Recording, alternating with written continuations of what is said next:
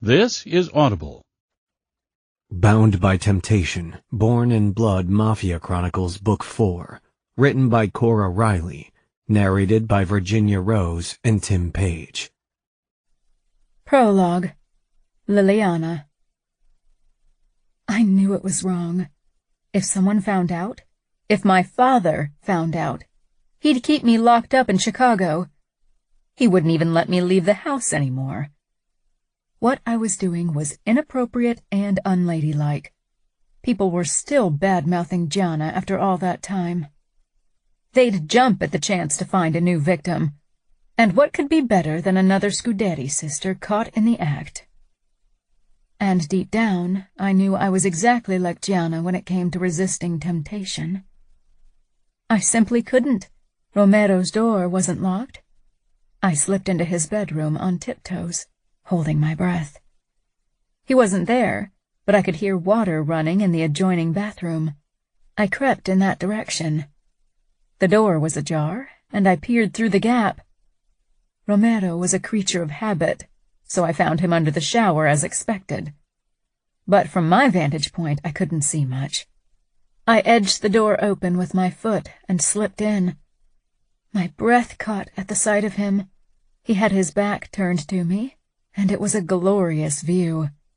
The muscles in his shoulders and back flexed as he washed his brown hair. My eyes dipped lower to his perfectly shaped backside. I'd never seen a man like this, but I couldn't imagine that anyone could compare to Romero. He was all muscle and tanned skin, strong and tall. He began to turn. I should have left then, but I kept staring, fascinated by his body. Was he aroused? He tensed when he spotted me. His eyes captured my gaze before they slid over my nightgown and naked legs. And then I found an answer to my question. He hadn't really been aroused before. Oh, hell. My cheeks heated as I watched him grow harder under my unwavering attention. It was all I could do not to cross the distance between us and touch him. Romero slid the shower open with unhurried movements, and wrapped a towel around his waist before he stepped out, all naked glory and dripping wet. The scent of his spicy shower gel, peppermint and sandalwood, wafted into my nose. Slowly he advanced on me, long legs sure of every step. "You know," he said in a strangely rough voice, "if someone found us like this, they might get the wrong idea. An idea that could cost me my life, and you your reputation." I still couldn't move. I was stone, but my insides seemed to burn, to liquefy into red-hot lava. I couldn't look away. I didn't want to. My eyes lingered on the edge of the towel, on the fine line of dark hairs disappearing beneath it, on the delicious V of his hips. Without realizing what I was doing, my hand moved, reaching for Romero's chest, for the Familia tattoo over his heart, needing to feel his skin beneath my fingertips. Romero caught my wrist before I could touch him, his grip almost painful. My gaze shot up, half embarrassed and half surprised. What I saw on Romero's face made me shiver. He leaned forward, coming closer and closer. My eyes fluttered shut, but the kiss I wanted never came. Upon hearing the creak of the door, I peered up at Romero. He'd only opened the bathroom door wide. That's why he'd moved closer, not to kiss me. Embarrassment washed over me. How could I have thought he was interested in me like that? He was a made man. "You need to leave," he murmured as he straightened. His fingers were still curled around my wrist. "Then let me go." He released me without hesitation and took a step back. I stayed where I was. I wanted to touch him, wanted him to touch me in turn. He cursed, and then he was upon me, one hand cradling the back of my head, the other on my hip, the touch hot, warning and promise. I could almost taste his lips, they were so close. His touch made me feel more alive than anything ever had. "Leave," he rasped. "Leave, before I break my oath." It was half plea, half order. Chapter 1. 4 years before. Liliana. I still cringed when I remembered my first embarrassing attempt at flirting with Romero. Mother and my sister Aria had always warned me not to provoke men, and I'd never been as daring with anyone as I'd been with Romero. He'd seemed safe, like there was no way he could possibly hurt me no matter the provocation. I'd been young and stupid, only 14 and already convinced I knew everything there was to know about men and love and everything else.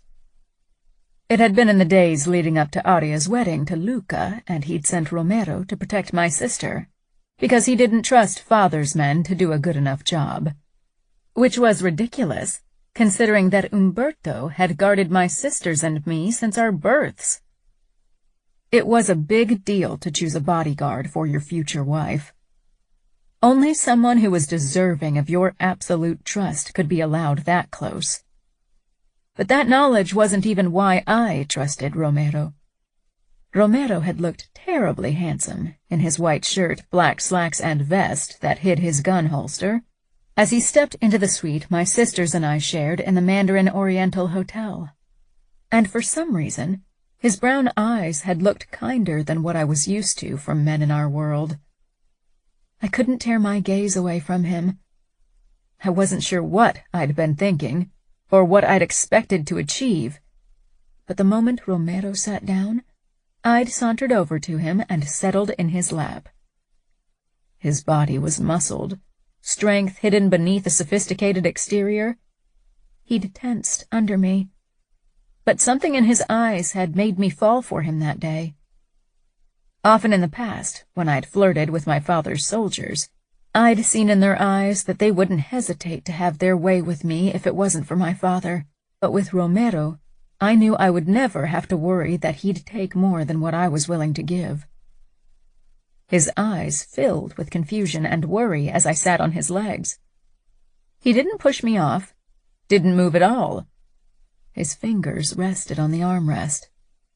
He was a man in control. He'd seemed like a good guy, like the guys I ever only got to admire from afar, because you couldn't find them in the Mafia. Like a knight in shining armor, someone dreams of silly girls were made of. Girls like me. Aria had lost it and sent me off. But before I'd left, I'd risked one more look at the man that had captured my heart and would never let it go. Romero, soldier of the New York Familia. Only a few months later, I found out that Romero wasn't who I thought he was, who I wanted him to be and had made him out to be. That day still haunts me after all this time. It could have been the moment that my crush on Romero disappeared for good. My parents had taken Gianna, Fabiano, and me to New York with them to attend Salvatore Vitiello's funeral, even though I didn't know Luca and Matteo's father. I'd been so very excited to see Aria again, but that trip turned into a nightmare, my first real taste of what it meant to be part of our world. After the Russians attacked the Vitiello mansion in the Hamptons, I was alone with my brother, Fabi, in a room where Romero had taken us after the Familia under Luca's lead had come to our rescue. Someone had given my brother a tranquilizer, because he'd completely lost it after he'd seen our bodyguard getting shot in the head. I was oddly calm, almost in a trance as I huddled beside him on the bed, staring at nothing and listening for noises. Every time someone walked past our room, I tensed, prepared for another attack, but then Gianna texted, asking me where I was. I'd never moved as fast in my life. It took me less than 2 seconds to jump off the bed, cross the room, and rip the door open. Gianna stood in the corridor, her red hair all over the place. The moment I jumped into her arms, I felt better and safer. She winced because of the bruises the Russians had inflicted on her. Since Arya had moved, Jana had taken over the role as substitute mother, while our own mother was busy taking care of her social responsibilities and catering to Father's every whim. "What are you doing?" I asked, my eyes darting left and right. "I want to have a look downstairs." Panic overcame me. I didn't want to be alone again, and Fabi wasn't going to wake for another couple of hours, so, despite my fear of what we'd find on the first floor, I followed my sister downstairs. Most of the furniture in the living room was ruined from the fight with the Russians, and blood covered almost every surface. I'd never been very queasy about blood, or anything, really. Fabi had always come to me to show me his wounds, especially when there was pus because he hadn't properly cleaned them. And even now, as we strolled past all the red on the white carpets and sofas, it wasn't the blood that made my stomach turn. It was the memory of the events. I couldn't even smell blood anymore because my nose was clogged from crying. I was glad when Jana headed for another part of the house.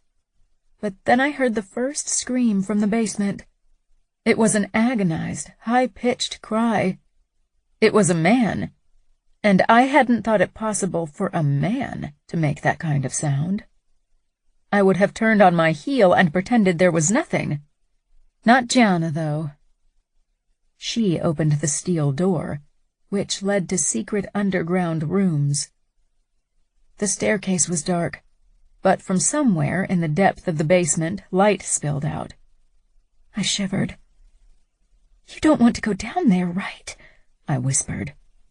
I should have known the answer. This was Jana. When had she ever done what was reasonable? "Yes, but you will stay on the stairs," Jana said, before she started her descent. I hesitated only a second before I went after her. Nobody had ever said I was good at following orders. In that regard, we were very much alike. Jana glared.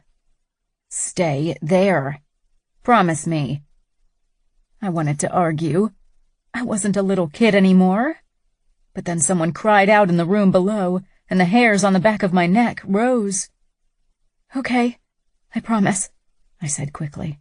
Jana turned and moved down the remaining steps.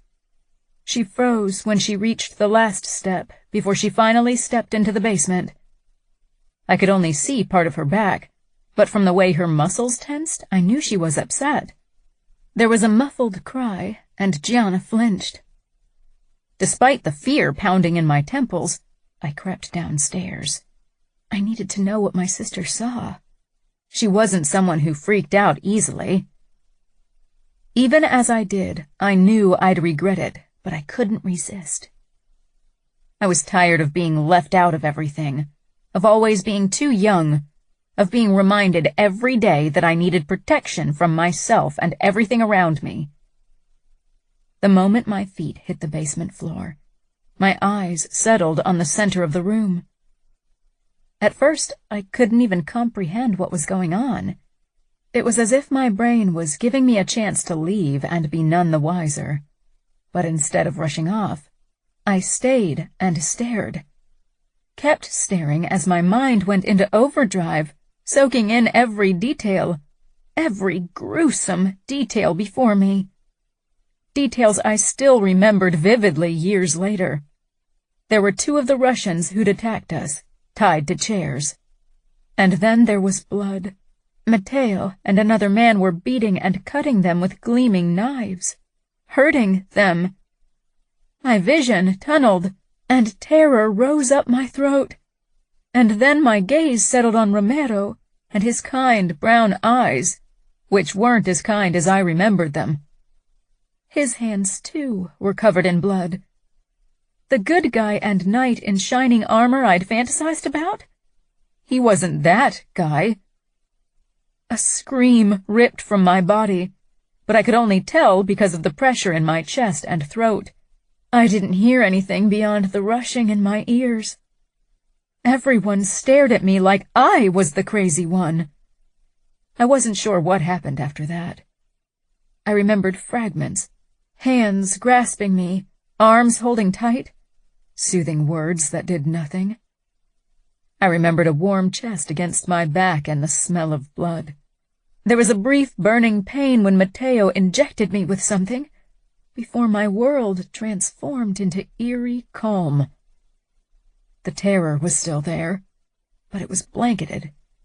My vision was blurry, but I could make out Romero kneeling beside me. He picked me up and straightened with me in his arms. The forced calm won out, and I relaxed against his chest. Right in front of my eyes, a red blotch disfigured his white shirt. Blood from the men that had been tortured.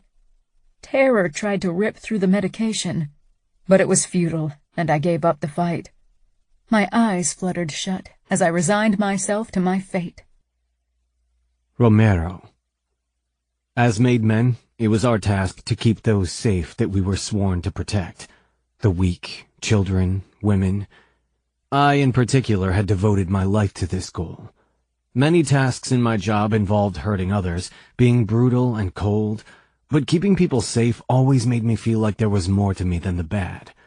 Not that it mattered. If Luca asked me, I'd do every bad thing imaginable. It was easy to forget that despite our own ethics and morals and codes, we made men were what most people perceived as evil. I was reminded of our real nature, of my real nature, when I heard Liliana's scream. The screams of the Russians hadn't moved me. I'd heard those and worse before. But that high-pitched, not-ending scream of a girl we were meant to protect was like a fucking stab in the gut. Her expression and eyes were the worst. They showed me exactly what I was. Maybe a good man would have sworn to be better, but I was good at my job. Most days I enjoyed it. Even the terror-stricken face of Liliana didn't make me want to be something other than a made man. Back then, I hadn't realized that this glimpse of brutality wasn't even the worst way I would fuck up her life. Liliana didn't stop screaming. "Romero!" Matteo snarled. "Take care of Liliana." I headed toward her, but her eyes didn't even register me. Gianna made a move as if to step in my way, but then she allowed me to pass. The steel door slammed at the top of the stairs, and Luca stormed in. What the fuck is going on here? I was right in front of Liliana, but she hadn't stopped screaming. "Calm down, Lily. Everything is okay," I murmured. She didn't seem to hear me. I reached for her, my fingers closing around her thin arm, but the touch sent her into flight mode. She jerked, tried to lash out, but I slung my arms around her chest, trapping her arms at her side. Her back was heaving against my chest as she struggled against my hold. She screamed and kicked. For a girl her size, she put up a hell of a fight. "Shut her up. Arya will hear," Luca growled. He tried to catch her legs, but she managed to kick his chin. He stumbled back, more from surprise than anything else. Fuck. I had fought men twice Liliana's size, experienced fighters, but with them I had been ruthless, intent on killing. But with Liliana, I had to make sure to subdue her without harming her.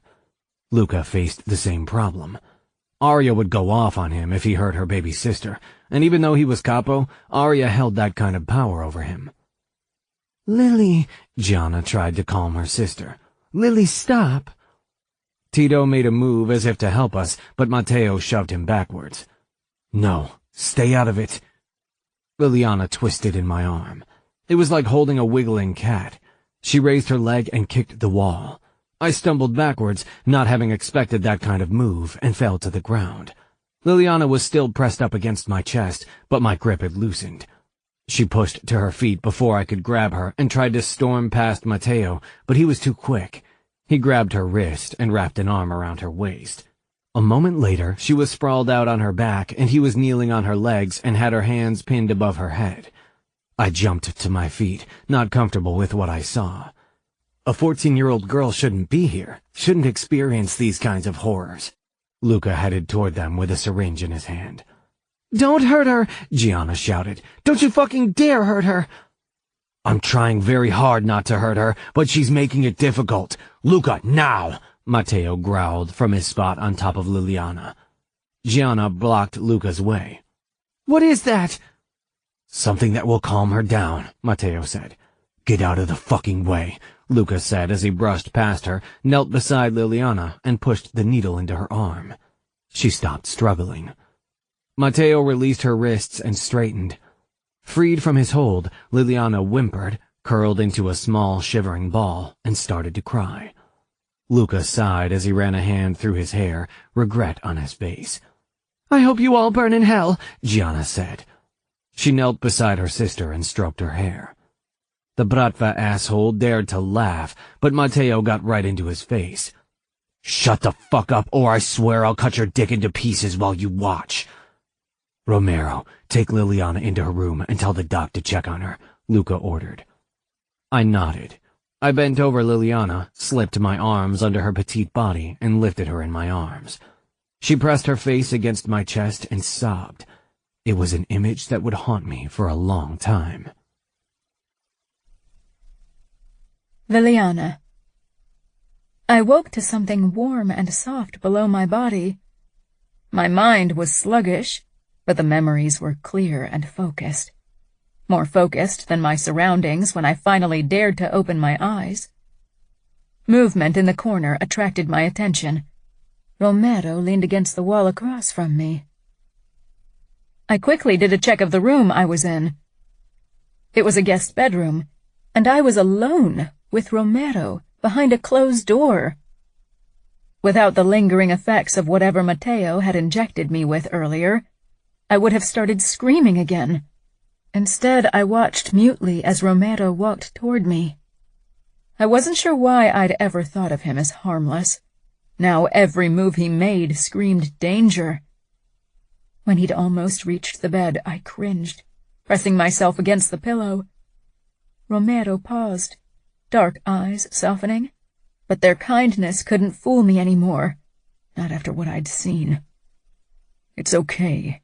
You are safe. I'd never felt not safe in my life, until now. I wanted my blissful ignorance back. I didn't say anything. Romero took a glass of water from the nightstand and held it out to me. My eyes searched the skin of his hands for blood, but he must have cleaned them thoroughly. There wasn't the slightest hint of red, not even between his fingers or under his nails. He probably had a lot of practice cleaning up blood. Bile crept up my throat at the thought. You need to drink, kiddo.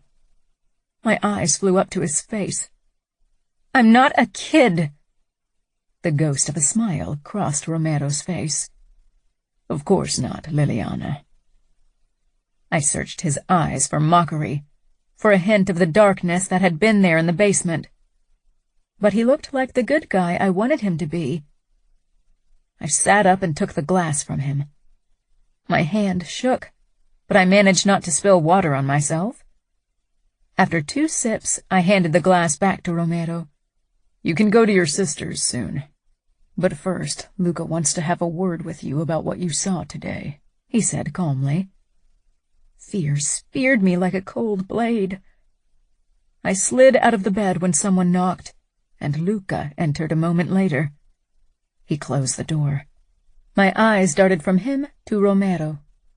I didn't want to break down like I had before, but I could feel another panic attack pushing through the drugs in my bloodstream. I'd never been alone with them, and after today's events, it was too much. Nobody will hurt you, Luca said in his deep voice. I tried to believe him. Aria seemed to love him, so he couldn't be bad, and he hadn't been down in the basement torturing Russians. I risked another look at Romero, whose eyes rested on me. I lowered my face. I know, I said eventually, which probably sounded as much a lie as it felt.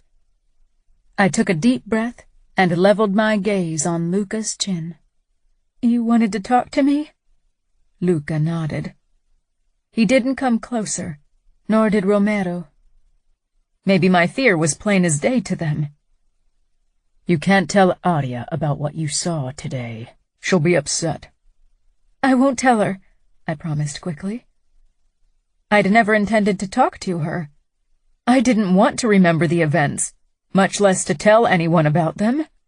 If I could, I'd wipe my memory clean of them instantly. Luca and Romero exchanged a look. Then Luca opened the door. "You're much more reasonable than your sister Gianna. You remind me of Aria." Somehow his words made me feel like a coward. Not because Aria was. She was brave and so was Gianna, both in their own ways. I felt like a coward because I agreed to keep my silence for selfish reasons. Because I wanted to forget, and not because I wanted to protect Aria from the truth. I was pretty sure she could have handled it better than I did. "You can take her to Gianna, but make sure they don't walk around the house again," he said to Romero. "What about Aria?" I blurted. Luca tensed. "She's asleep. You can see her later." With that, he left. I wrapped my arms around my waist. Do my parents know what happened? "Yes. Your father will pick you up once he's done with business, and then take you back to Chicago. Probably in the morning." Romero waited, but I didn't move. For some reason, my body bristled at the idea of going closer to him. Which was ridiculous, considering that not too long ago I'd fantasized about kissing him. He opened the door wide and stepped back. "I'm sure your sister Gianna's eager to see you." Taking a deep breath, I forced myself to walk in his direction. His body was relaxed and his face kind, and despite the terror and fear still simmering deep in my body, my stomach fluttered lightly as I brushed past him. Maybe it was shock. I couldn't possibly have a crush on him after today. Chapter 2. Liliana. Whenever I thought I'd gotten over what had happened last September, something would remind me of that day, and my stomach would tie itself into a hard knot. Like today. Gianna and I were on our way to visit Matteo, Aria, and Luca in New York. Father had finally given in and allowed us to leave Chicago again to celebrate my 15th birthday. After what happened with the Bratva, he'd kept us on a short leash. "Are you okay?" Gianna asked quietly when our plane landed, startling me out of my rising nervousness. Only being back in New York and seeing Matteo and Luca again was enough to fill my nose with the sweet stench of fresh blood. "Yeah," I said quickly. I wasn't a little girl anymore who needed her big sisters for protection. "I'm fine." The waiting hall of JFK was crowded when Gianna and I stepped through the doors. Aria ran toward us when we'd almost reached them and threw her arms around both of us. "I missed you so much." Being reunited with my sister, I couldn't help but smile. I would have walked straight down into that basement if that meant I could see Aria again. Aria gave me a once-over. "You're as tall as me now. I still remember when you didn't want to go anywhere without holding my hand." I quickly looked around, but thankfully nobody was around to overhear her. "Don't say anything like that when Romero is around." "Where is he, anyway?" I realized a moment too late how idiotic I sounded, and flushed. Aria laughed. "He's probably in his apartment. He got the day off, but he'll work the night." I shrugged, but it was too late. It wasn't that I'd forgotten the blood on Romero's hands, but for some reason, I wasn't as scared of him as I was of Matteo, or even Luca. And I realized just how much they terrified me when we walked toward them. My heart sped up, and I could feel a panic attack rising up. I hadn't had one in weeks, so I fought it desperately. "The birthday girl," Matteo said with a smile. How could that charming guy be the same person whom I'd seen covered in blood in the basement? "Not yet," I said. I could feel my panic start to abate. In real life, Matteo wasn't as frightening as in my memories.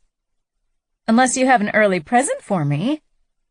"I like the way you think," Matteo said with a wink. He took my suitcase, then held out his arm. I glanced at Gianna. "Won't you carry Gianna's luggage?" I didn't want Gianna to think I was flirting with her fiancé, even though she didn't seem to like him very much, regardless of the fact that I'd caught them kissing on Aria's wedding day. "Luca can take care of it," Matteo said. Gianna glared at him before she sent me a smile.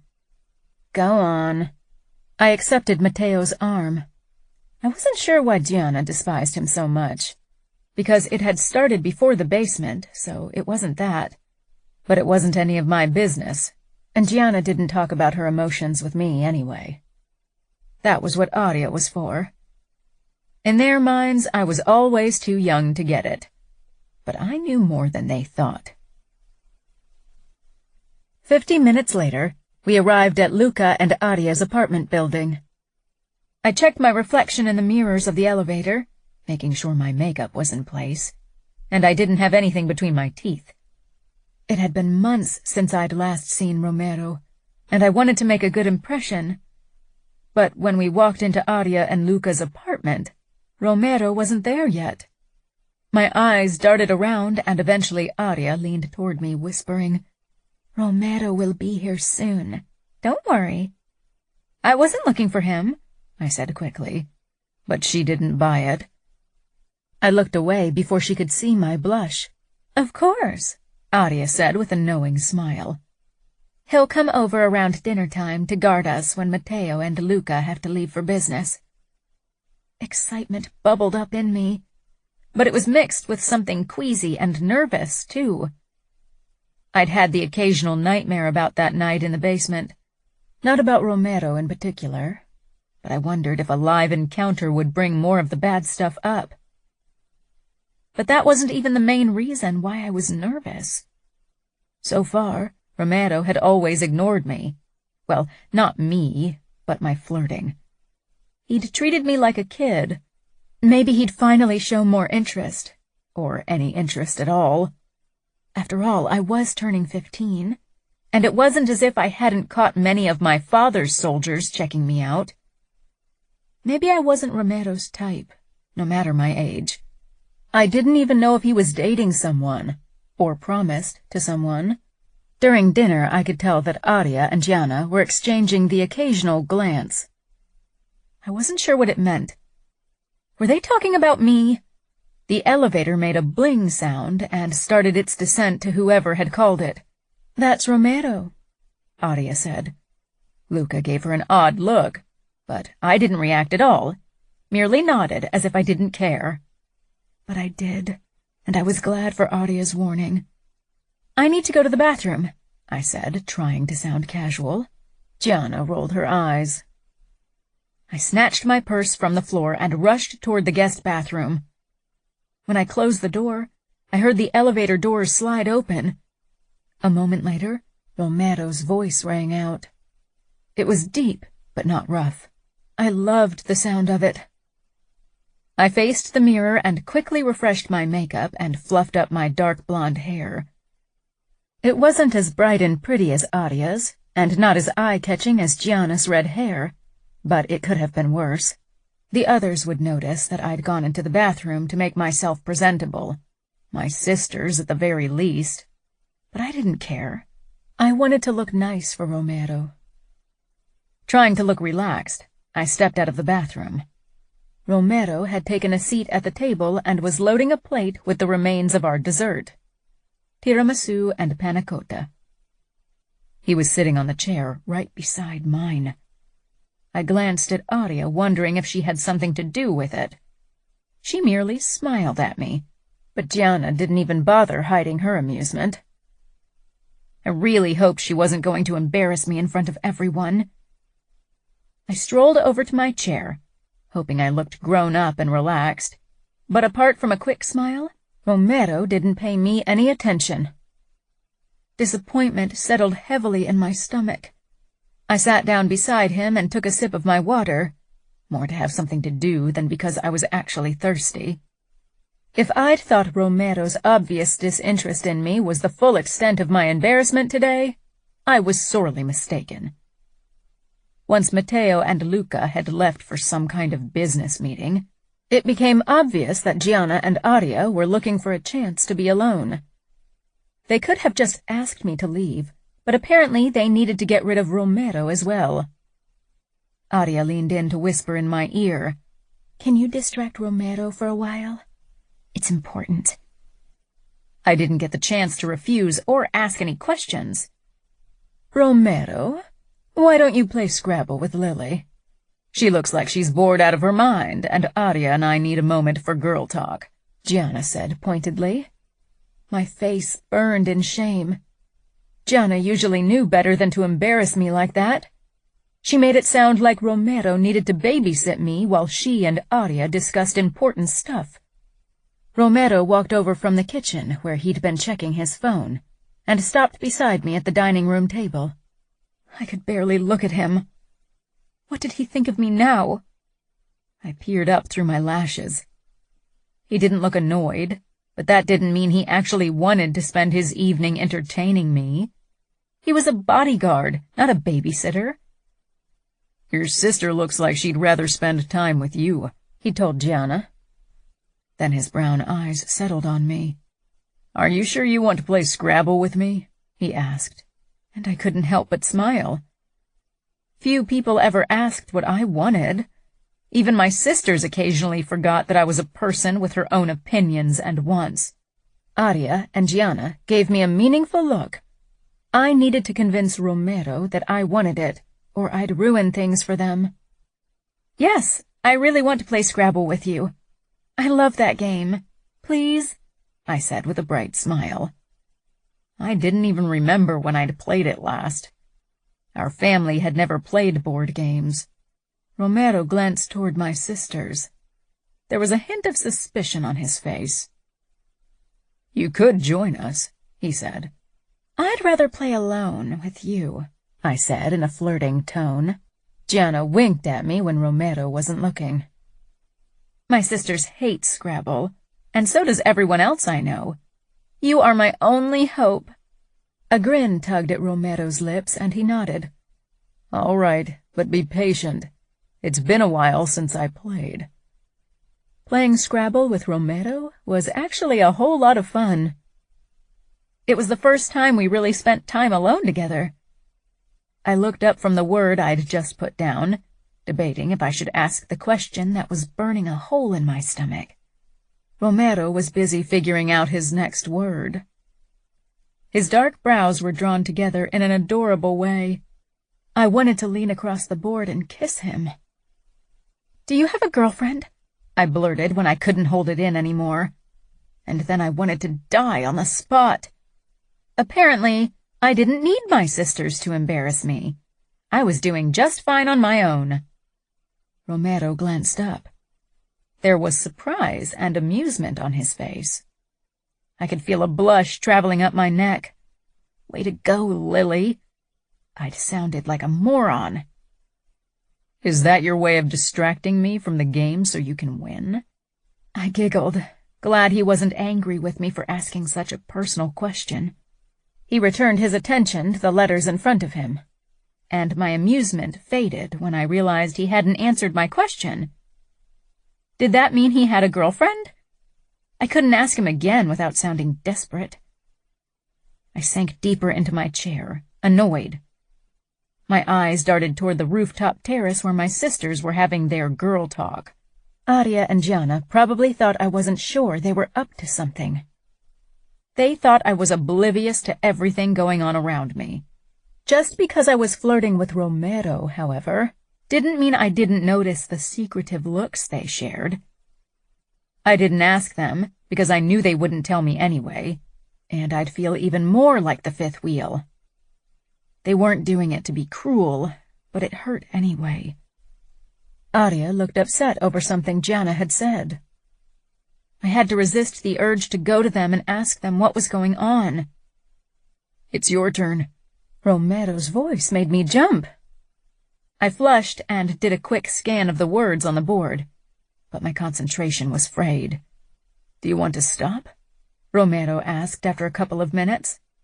He sounded like that was something he wanted. He was probably bored out of his mind. Pushing my disappointment down, I nodded. "Yeah, I'm going to read in my room a bit." I rose to my feet, hoping my face didn't give my emotions away. But I needn't have worried. Romero gave me a distracted smile and picked up his phone to check his messages. I backed away slowly. He didn't look up again. I needed to figure out a way to get his attention, and not with stupid games.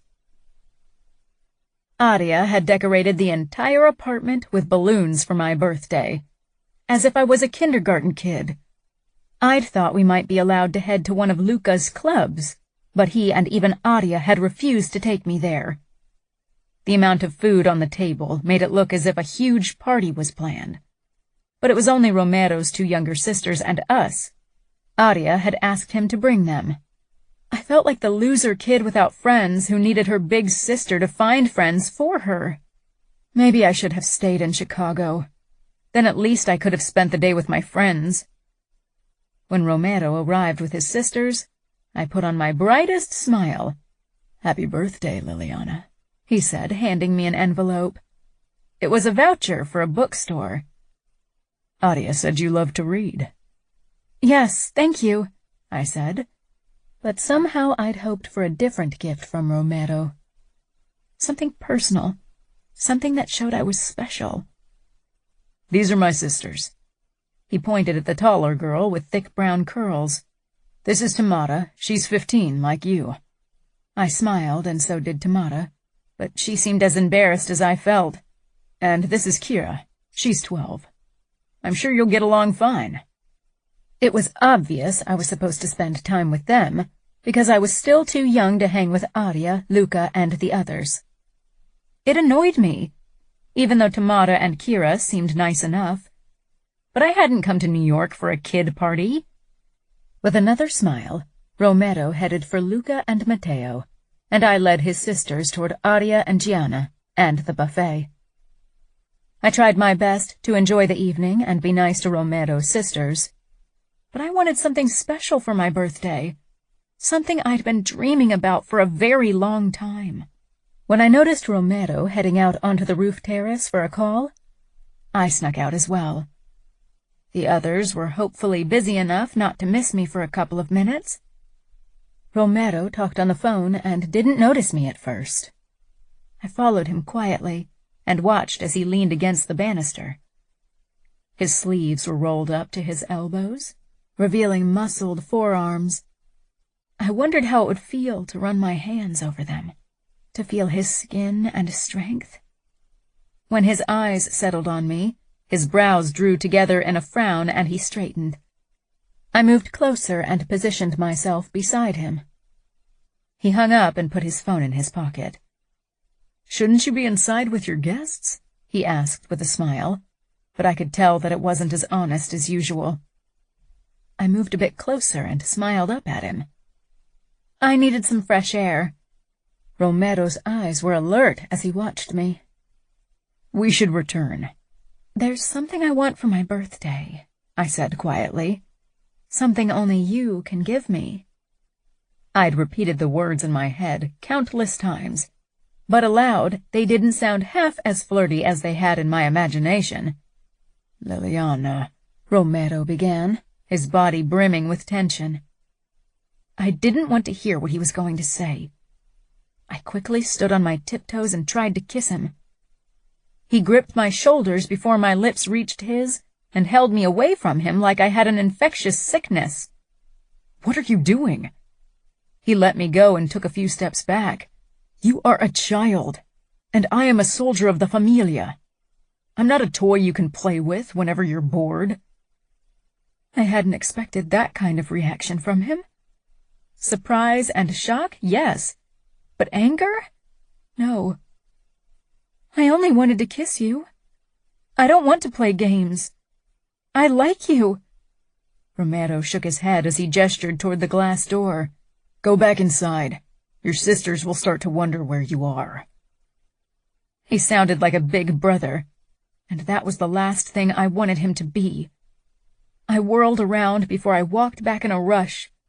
My heart shriveled in my chest. For some reason, I'd never considered a rejection from Romero. I'd fantasized about our first kiss so often that the option of it never happening had never crossed my mind. The rest of the evening I struggled to keep a happy face, especially whenever I saw Romero. I was actually glad to return to Chicago. I wouldn't get to see Romero for a long time. Enough time to get over him and find someone else to crush on. Romero. I'd known Liliana had a crush on me. Arya had mentioned it before, but I'd never expected the girl to act on her feelings. She was a pretty kid. A kid. I didn't have the slightest interest in her, and the sooner she understood, the better. She'd looked fucking hurt when I'd lashed out at her, but I had no choice. Even if she weren't still a child, I couldn't have let her kiss me. I was a soldier of the Familia, and she was the daughter of the outfit's consigliere. When I returned to the living area, Luca walked up to me. "What was that? Why was Liliana outside with you?" Of course he'd noticed. Luca never missed anything. "She tried to kiss me." Luca's eyebrows rose. "I assume you pushed her away." "Do you really have to ask? She's my sister's age." "Her age isn't even the main problem, at least in her father's eyes." "I know. I was a soldier, and girls like Liliana were supposed to stay in their own social circles." Lucas sighed. "That girl will be as much trouble as Gianna, if not worse." I had a feeling he might be right. Chapter 3. Liliana. The nerve of that girl! From the day she'd been born, she's been nothing but trouble. Father's words echoed through the house. Fabiano peered up at me with his big blue eyes, as if I knew the answers to his questions. My own mind was a huge question mark. I wasn't exactly sure what had happened, but I got the gist of it. Gianna had disappeared while she'd been in New York with Adia. Now everyone was looking for her. No wonder Adia hadn't asked me to visit as well. Not that I would have been too keen on returning to New York after my last embarrassing encounter with Romero 4 weeks ago, but it still stung that Adia and Gianna had made plans behind my back, behind everyone's back. I walked down the stairs, motioning for Fabi to stay where he was, as I inched forward toward Father's office. Mother was there, crying. Father was on the phone. From his still angry but more restrained tone, I assumed with his boss, Dante Cavallaro. Cavallaro was the only person that Father truly respected. Mother spotted me in the doorway and quickly shook her head, but I took another step forward and into the office. I knew it was better to stay away from Father when he was in a mood like this, even though he usually lashed out at Gianna and not me. But my sister was gone now. Father hung up, then narrowed his eyes at me. "Did I allow you to come in?" His voice hit me like a whip, but I stood my ground. "What happened to Gianna?" Mother sent me a warning look. "Your sister ran off. She'll probably get herself knocked up by some idiot and ruin her and our family's reputation." "Maybe she'll come back," I suggested. But somehow I knew she wouldn't. This wasn't a spur-of-the-moment thing. She'd planned this. For months, probably. That explained all the secrecy with Adia during our last visit in New York. Why hadn't they told me? Didn't they trust me? Did they think I'd run to Father the first chance I got? And then another thought buried itself in my brain. If Gianna was gone, if she didn't marry Matteo, who else would? Fear washed over me. What if Father made me marry Matteo? I'd hoped I could marry for love now that my sisters had already been married off for tactical reasons. Maybe it was a selfish thing to think in a situation like this, but I couldn't help it. An image of Romero popped into my head. I knew it was silly to think of him when it came to marriage. Even if Gianna returned and still married Matteo, it would be almost impossible to convince Father to give me to a mere soldier, especially one from New York. And then there was the problem that he didn't even want me, and that I'd promised myself to get over him. I knew all that, but that didn't mean I couldn't hope and dream. Sometimes it felt like that was all I could do. How many men will have had Gianna by then? She'll be worth nothing even if she returns. Father spat. I winced, horrified by his harsh words. Worth nothing? Surely we were more to him than a commodity to sell off, more than a thin piece of flesh between our legs. Father gripped my shoulders, his eyes burning into me. I shied back, but he didn't release me. Don't think I don't see how you're making eyes at my soldiers. You're too much like Gianna for your own good. I won't have another daughter make a fool out of me. I won't, I whispered. Father had never talked to me in that tone before. His expression and words made me feel cheap and unworthy, like I needed to clean myself of my impure thoughts. That's right. I don't care if I have to lock you into your room until your wedding day to protect your reputation and honor. This wasn't about my honor or reputation. I didn't care about it. This was all about my father. It was always about the men in the family, what they wanted and expected. Rocco, Lily is a good girl. She won't do anything, Mother said carefully. That wasn't what she usually told me. She always warned me that I was too flirty, too aware of the effect that my body had on men. But I was glad for her support, because too often she'd remained silent when Father had attacked Gianna in the same way. Father let go of me and turned on her. It was your job to raise decent girls. For your sake, I hope you're right, and Liliana won't follow after Gianna. The menace in his voice made me quiver. How could he be so horrible toward his own wife? Mother blanched. I backed away, and nobody tried to stop me. I quickly ran upstairs. Fabi waited for me, his eyes wide and curious. What happened? He asked fearfully. I shook my head in response, not in the mood to recap everything for him, and stormed toward my room. I'd never been at the center of Father's anger like that, but now that Gianna was gone, he'd keep an extra eye on me, making sure I was the perfect lady he wanted his daughters to be. I'd always felt free, never understood why Gianna felt so restrained by our life. But now it started to dawn on me. Things would change now. In the months since Gianna's escape, things at home had been tense at best. Father had lost it over the smallest things. He'd hit me only twice, but Fabi hadn't been as lucky. But worse than the violence was his constant suspicion. The way he watched me like I was another scandal in the making. My golden cage had become a bit smaller, even though that had seemed hardly possible before. I hoped things would change now that Matteo had caught Gianna and was bringing her back to Chicago. Maybe that would appease Father, although he'd seemed far from appeased when I'd last seen him.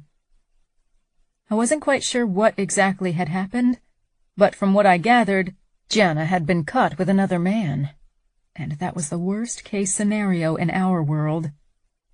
Father would probably put me in shackles to stop me from doing the same. When will they be here? Fabiano asked for the 100th time. His voice had a whiny tinge to it, and I had to stop myself from lashing out at him in frustration. Fabiano and I had been waiting on the first-floor landing for the last 20 minutes, and my patience was running thin. I don't know, I whispered. Be quiet. If Mother figures out we're not in our rooms, we'll be in trouble. But voices sounded below. I recognized one of them as Luca's. He managed to fill a house with it. No wonder, considering how big he was. They are here. Fabiano dashed away, and I was close behind him as we stormed down the staircase. I spotted Gianna immediately. Her hair was brown now, and she looked utterly exhausted. But apart from that, she was the sister I remembered. Father had often made it sound like she would be a new person if she ever returned. A horrible, worthless person. Father sent Fabi and me a glare when he noticed us, but I didn't care. I rushed toward Gianna and wrapped my arms around her. I'd missed her so much.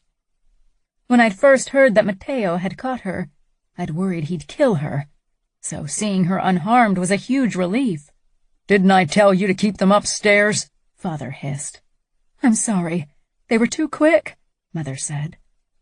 I peered over my shoulder to see her apologetic face as she came down the staircase. Since Gianna's escape, Father had been on edge constantly, and often lashed out at her as well.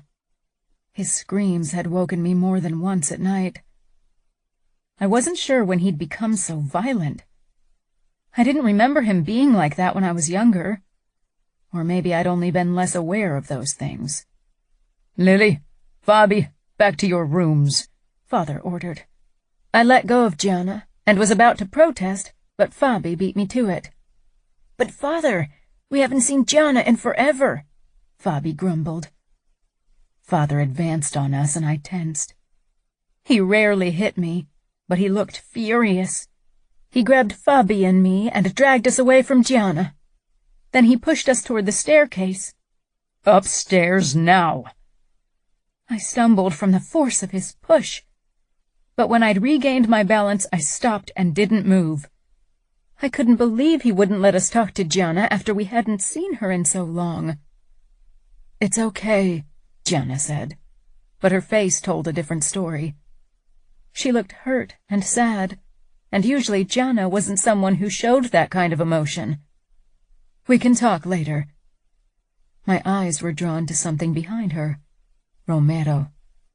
He stood strong and tall, his eyes firmly focused on my father. I hadn't seen him in 7 months, and over time I'd thought I'd gotten over my crush. But seeing him now, my stomach fluttered with butterflies again.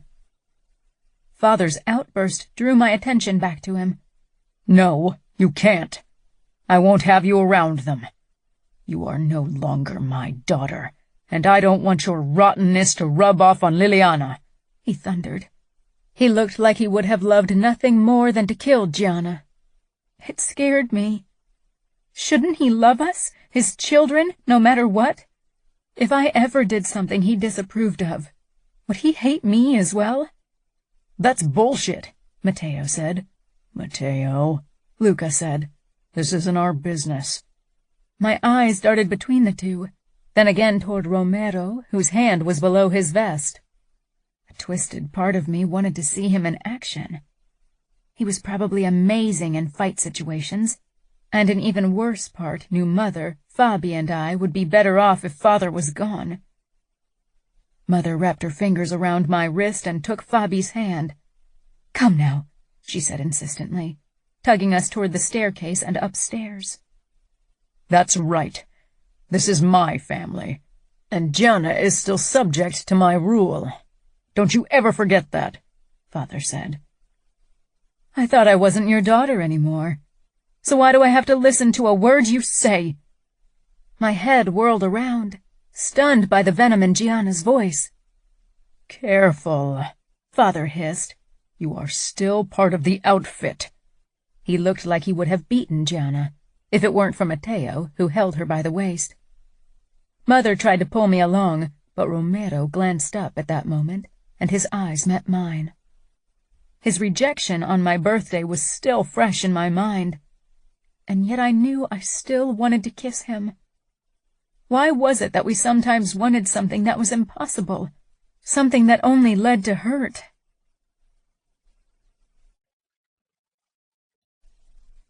Chapter 4.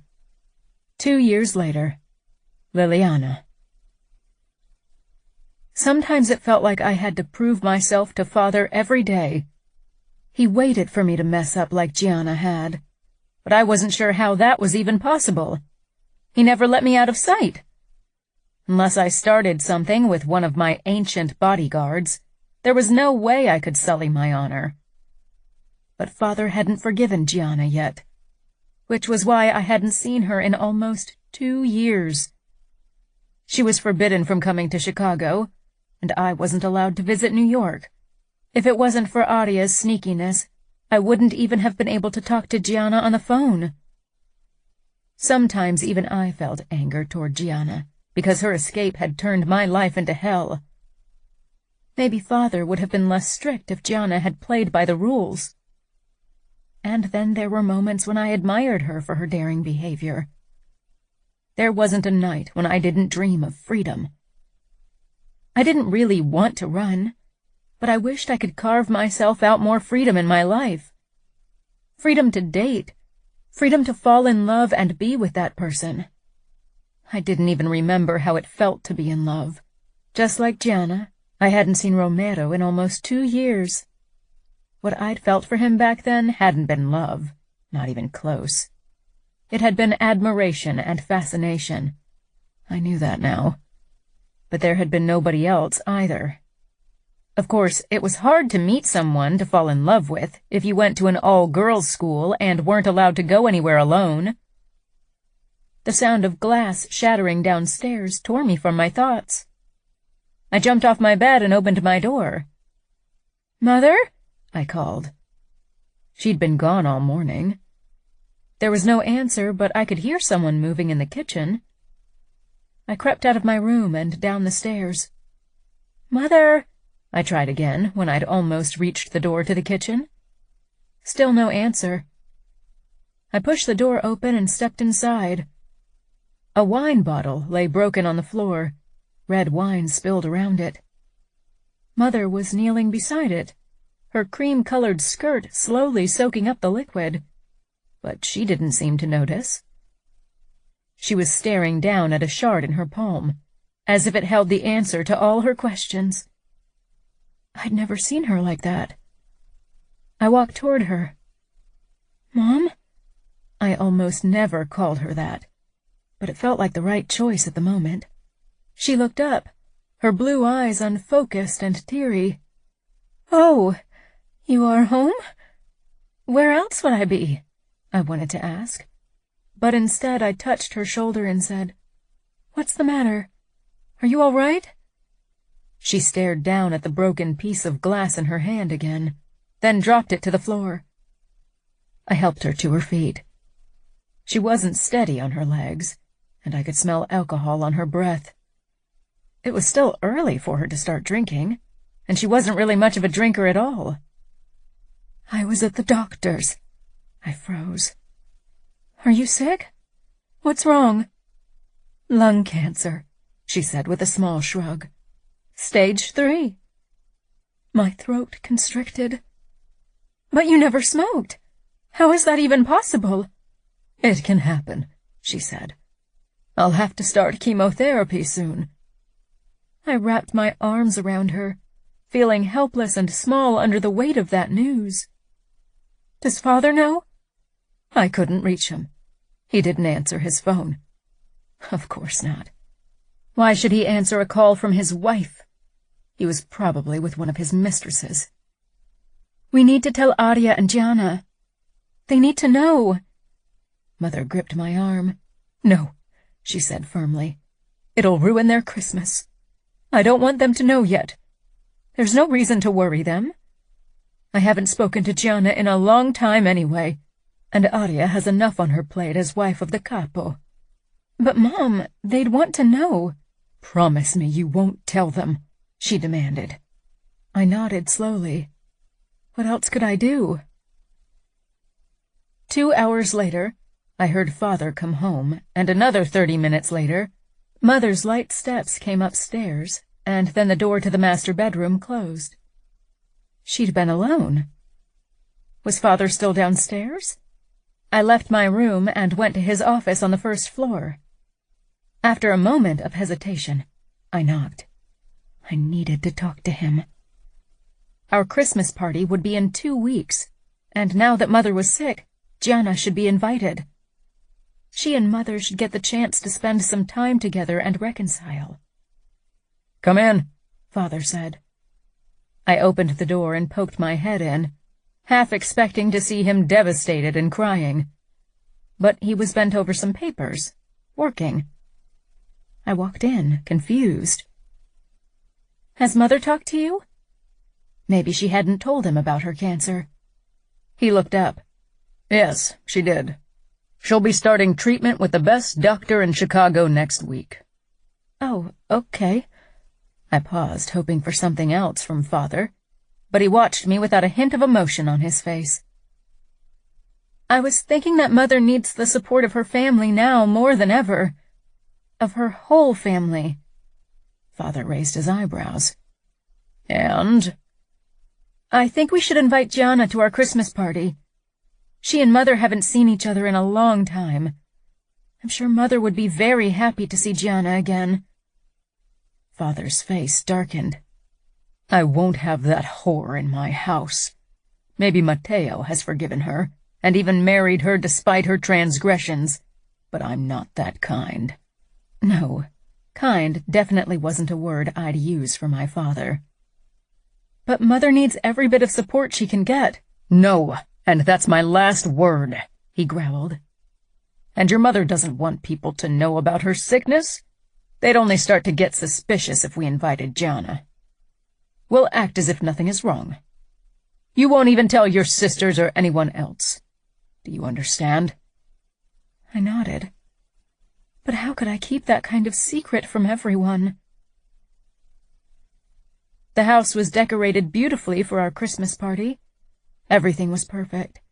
The scent of roast beef and truffled mashed potatoes carried through the rooms. But I couldn't enjoy it.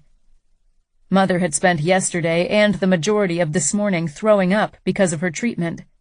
With several layers of makeup, you couldn't tell how pale she was, but I knew. Only Father and I knew. Even Fabi didn't have a clue. Aria and Luca arrived only minutes before the other guests. They stayed in a hotel anyway, so it wasn't too hard to keep Mother's state from them. Aria smiled brightly when she saw me and hugged me. God, Lily, you look so beautiful. I smiled tightly.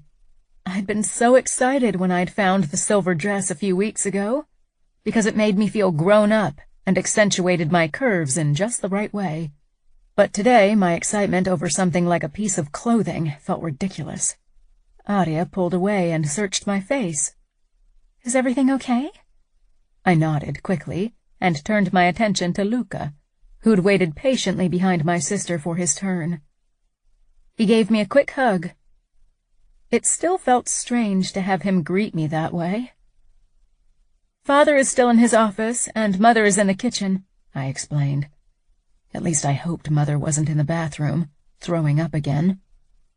Luca walked past me, and my gaze landed on Romero, who'd been hidden behind Luca's massive frame. My eyes widened at the sight of him. I hadn't expected him to come. Last year, Luca had come alone with Aria. After all, he was more than capable to protect her. "Hello," I said casually, sounding way more composed than I felt. I hadn't quite gotten over my crush on Romero, but I realized with relief that I wasn't a quivering mess around him anymore. The last few months and weeks had changed me. Romero.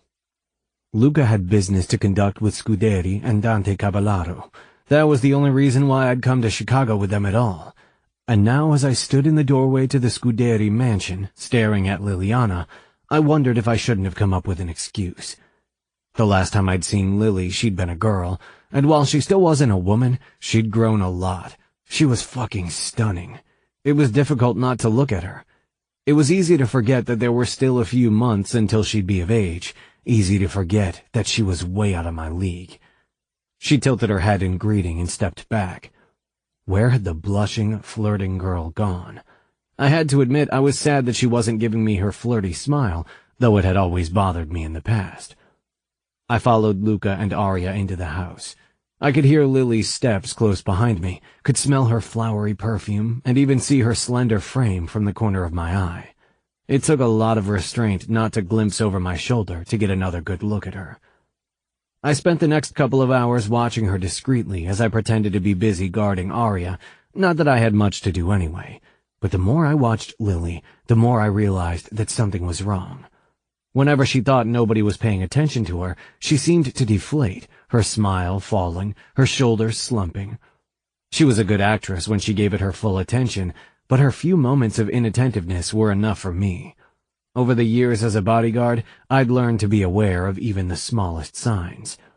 When she left the living room and didn't come back, worry overcame me, but she wasn't my responsibility. I glanced at Luca's wife. She was deep in conversation with her mother and Valentina Cavallaro. I excused myself. She'd be safe here. Luca was just across the room in what looked like an argument with Dante and Scuderi. Once I found myself in the foyer, I hesitated. I wasn't sure where Liliana had gone, and I could hardly search the entire house for her. If someone found me, they might think I was spying for Luca. A sound from the corridor to my right attracted my attention, and upon making sure that I was alone, I followed it until I caught sight of Liliana. She leaned against the wall. Her head was thrown back, her eyes closed. I could tell she was trying to keep it together, and yet even like that, she was a sight to behold. Fucking gorgeous with long blonde hair, immaculate skin, high cheekbones, and slender figure. One day, a man would be very lucky to be married to her. The idea didn't sit well with me, but I didn't linger on my inappropriate reaction. I walked toward her, making sure to make my steps audible so she knew she wasn't alone anymore. She tensed, her eyes fluttering open, but when she spotted me, she relaxed again and turned away. I wasn't sure what to make of her reaction to my presence. I stopped a couple of steps from her, a proper distance. My gaze traveled over her long, lean legs, her narrow waist, before I quickly moved on to her face. "Liliana, are you okay? You've been gone for a long time." "Why do you insist on calling me Liliana when everyone always calls me Lily?" She opened her eyes again, blue eyes surrounded by thick, dark lashes that kept you mesmerized, and smiled bitterly. She had fucking amazing eyes and amazing pink lips. Damn it. "Did my sister tell you to watch me?" she asked, with a hint of accusation in her soft voice. As if I needed someone to tell me. It had been almost impossible to keep my eyes off Liliana tonight. "No, she didn't," I said simply. She didn't need to know why I had come to look for her. She was young, and regardless of her immature attempts at flirting in the past, she was innocent. Her blue eyes held confusion. Then she turned her face to the side, leaving me to stare at her profile. Her chin wobbled, but she swallowed and her expression evened out. "Don't you need to watch Aria?" "Luca is there," I said. I moved a bit closer. Too close. Lily's perfume wafted into my nose, made me want to bury my face in her hair. God, I was losing my fucking mind. "I can tell that something is wrong. Why don't you tell me?" Lily straightened and narrowed her eyes. "Why? I'm not your responsibility, and last time we saw each other, you didn't seem to like me very much." Was she still mad at me for stopping her from kissing me at her birthday party more than 2 years ago? What kind of man would have returned that kiss? "Maybe I can help you," I said instead. She sighed, her shoulders slumping. With that weary expression, she looked older somehow, like a grown woman, and I had to remind myself of my promise and oath again. Her eyes brimmed with tears when she peered up at me, but they didn't fall. "Hey," I said softly. I wanted to touch her, brush her hair away from her. Fuck, I wanted much more than that, but I stayed where I was. I couldn't go around touching the daughter of the outfit's consigliere. I shouldn't even have been alone with her. "You can't tell anyone," she said. I hesitated. Luca was my capo. There were certain things I couldn't keep from him. "You know I can't promise you that without knowing what you're going to tell me." And then I wondered if maybe she was pregnant, if maybe someone had broken her heart, and the idea made me furious. I wasn't supposed to want her. I shouldn't want her, and yet... "I know, but it's not about the outfit or the familia.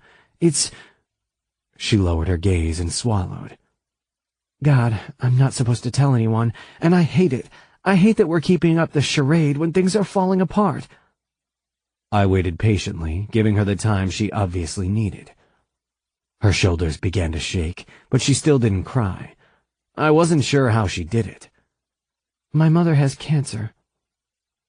That wasn't what I'd expected, although now that I thought about it, her mother had looked pale despite the thick layer of makeup on her face. I touched Lily's bare shoulder and tried to ignore how good it felt, how smooth her skin was. "I'm sorry. Why don't you talk to Aria about it? I thought you and her talk about everything." "Gianna and Aria talk about everything. I'm the little sister, the fifth wheel." She sounded bitter. "Sorry." She released a long breath, obviously trying to get a grip on her emotions. Father forbade me from telling anyone, even Arya, and here I am telling you. I won't tell anyone, I promised, before I could really think it through. What was I doing promising that kind of thing to Lily?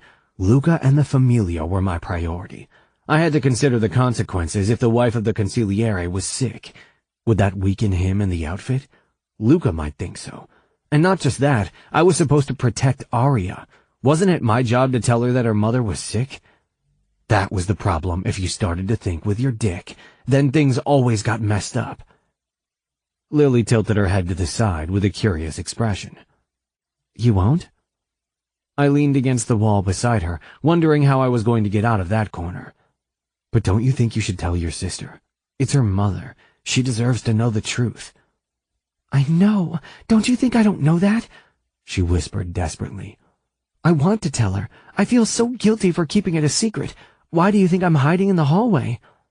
Then tell her. Father would be furious if he found out. He's been on edge for a long time. Sometimes I think it takes only the smallest incident and he'll put a bullet through my head. She sounded fucking scared of her own father, and the bastard was scary. I took her hand. Has he done anything to you? I'm sure Luca could figure out a way to keep you safe. What the fuck was I talking about? Scuderi would convince Dante to start a war if Luca took his youngest daughter away from him. You never got involved in other people's family problems. That was one of the most important rules in our world. Father wouldn't allow it, she said without hesitation. She really wasn't the kid I'd first met. This world took away your innocence far too soon. And he didn't do anything, but he'd be furious if I went against his direct orders. You know your sister. She'd never tell anyone. Then she'd have to keep it a secret, and she wouldn't even be able to talk to Mother about it. Why is everything such a mess? Why can't I have a normal family? She looked to me for answers I couldn't give. We both had been born into this world, and were bound by its rules. We can't choose our family. And in my case, not even my future husband, she said, surprising me. Something in her expression raised my walls. There were lines I couldn't cross. She shook her head. I don't know why I said it. This isn't what I should be worried about right now. She looked down at my hand, which was still holding hers. I released her.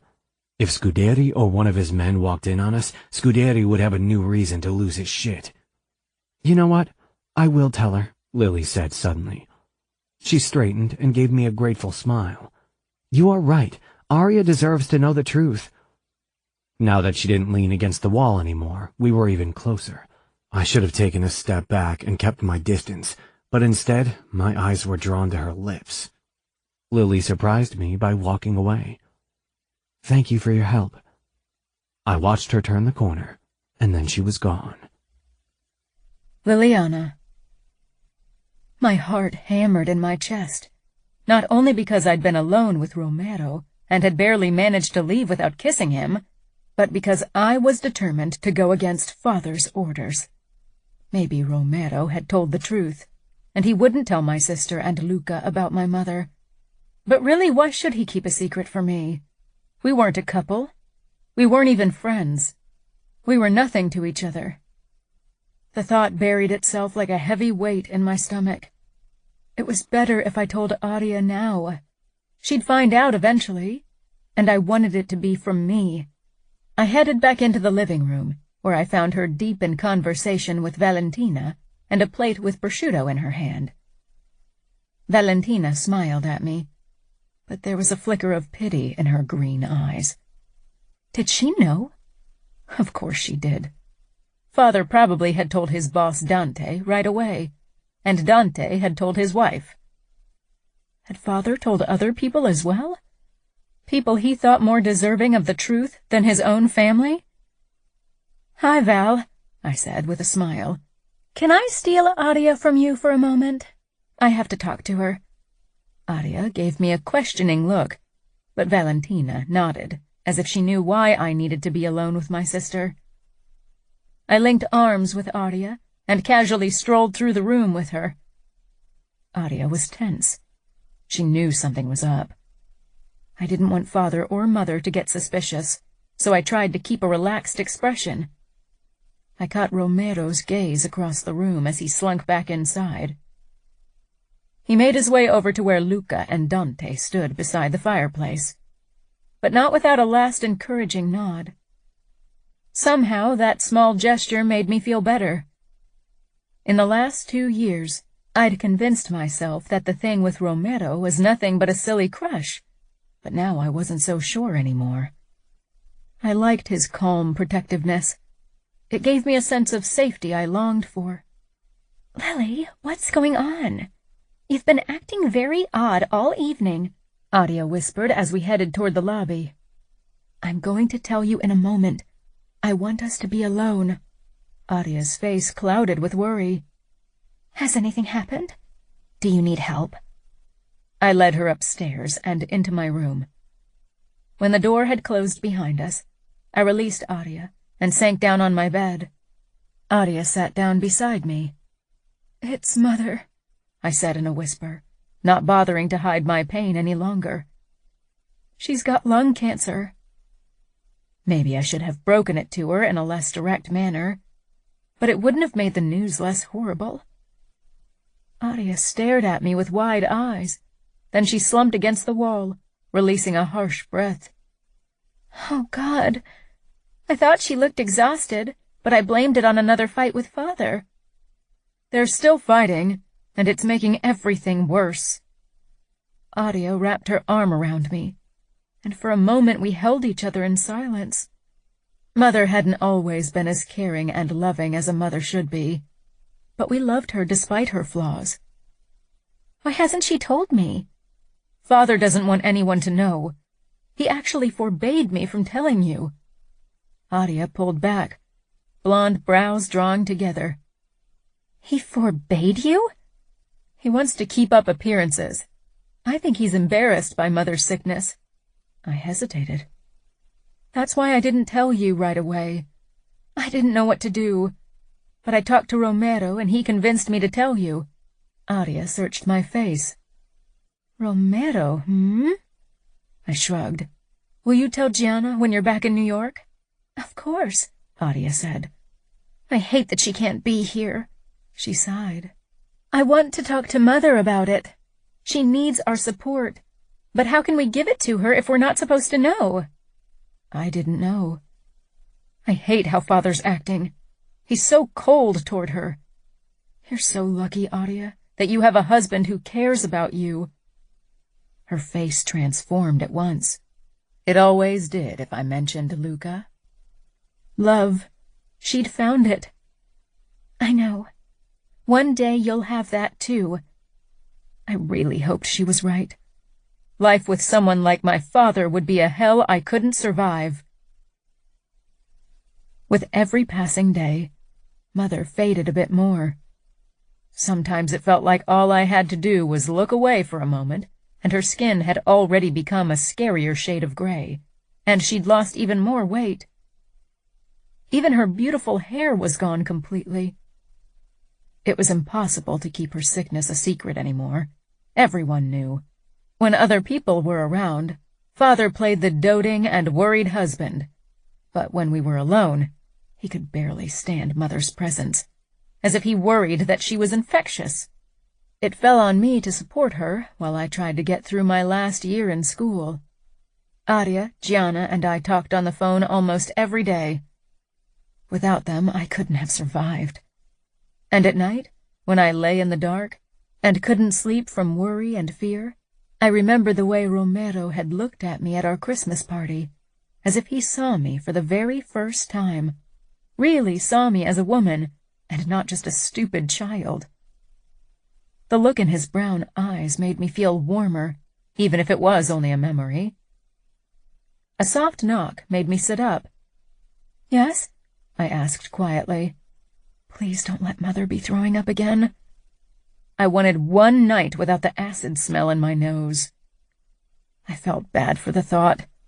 How could I think something like that? The door opened and Fabi poked his blonde head through the gap before he slipped in. His hair was disheveled, and he was in his pajamas. I hadn't drawn the curtains, so I could tell that he'd cried, but I didn't mention it. Fabi had turned 12 several months ago, and was too proud to admit his feelings to anyone, even me. Are you asleep? Do I look like I've been sleeping? I asked, teasingly. He shook his head before he put his hands in the pockets of his pajama pants. He was too old to come into bed with me because he was scared of something. Father would have ripped Fabi's head off if he'd found him with tears on his face in my room.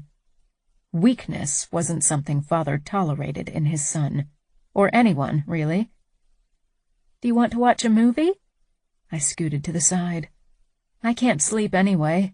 You've got only girl movies, he said, as if I was asking a huge favor of him. But he headed toward my DVD shelf and picked out something he could tolerate. Then he sat down beside me with his back against my headboard. The movie started, and we watched in silence for a long time. Do you think Mom is going to die? Fabi asked suddenly, his gaze fixed on the screen. He had become better at masking his emotions in the last few months. It wasn't long before he'd be like all the other men in our world. No, I said with all the conviction I didn't feel.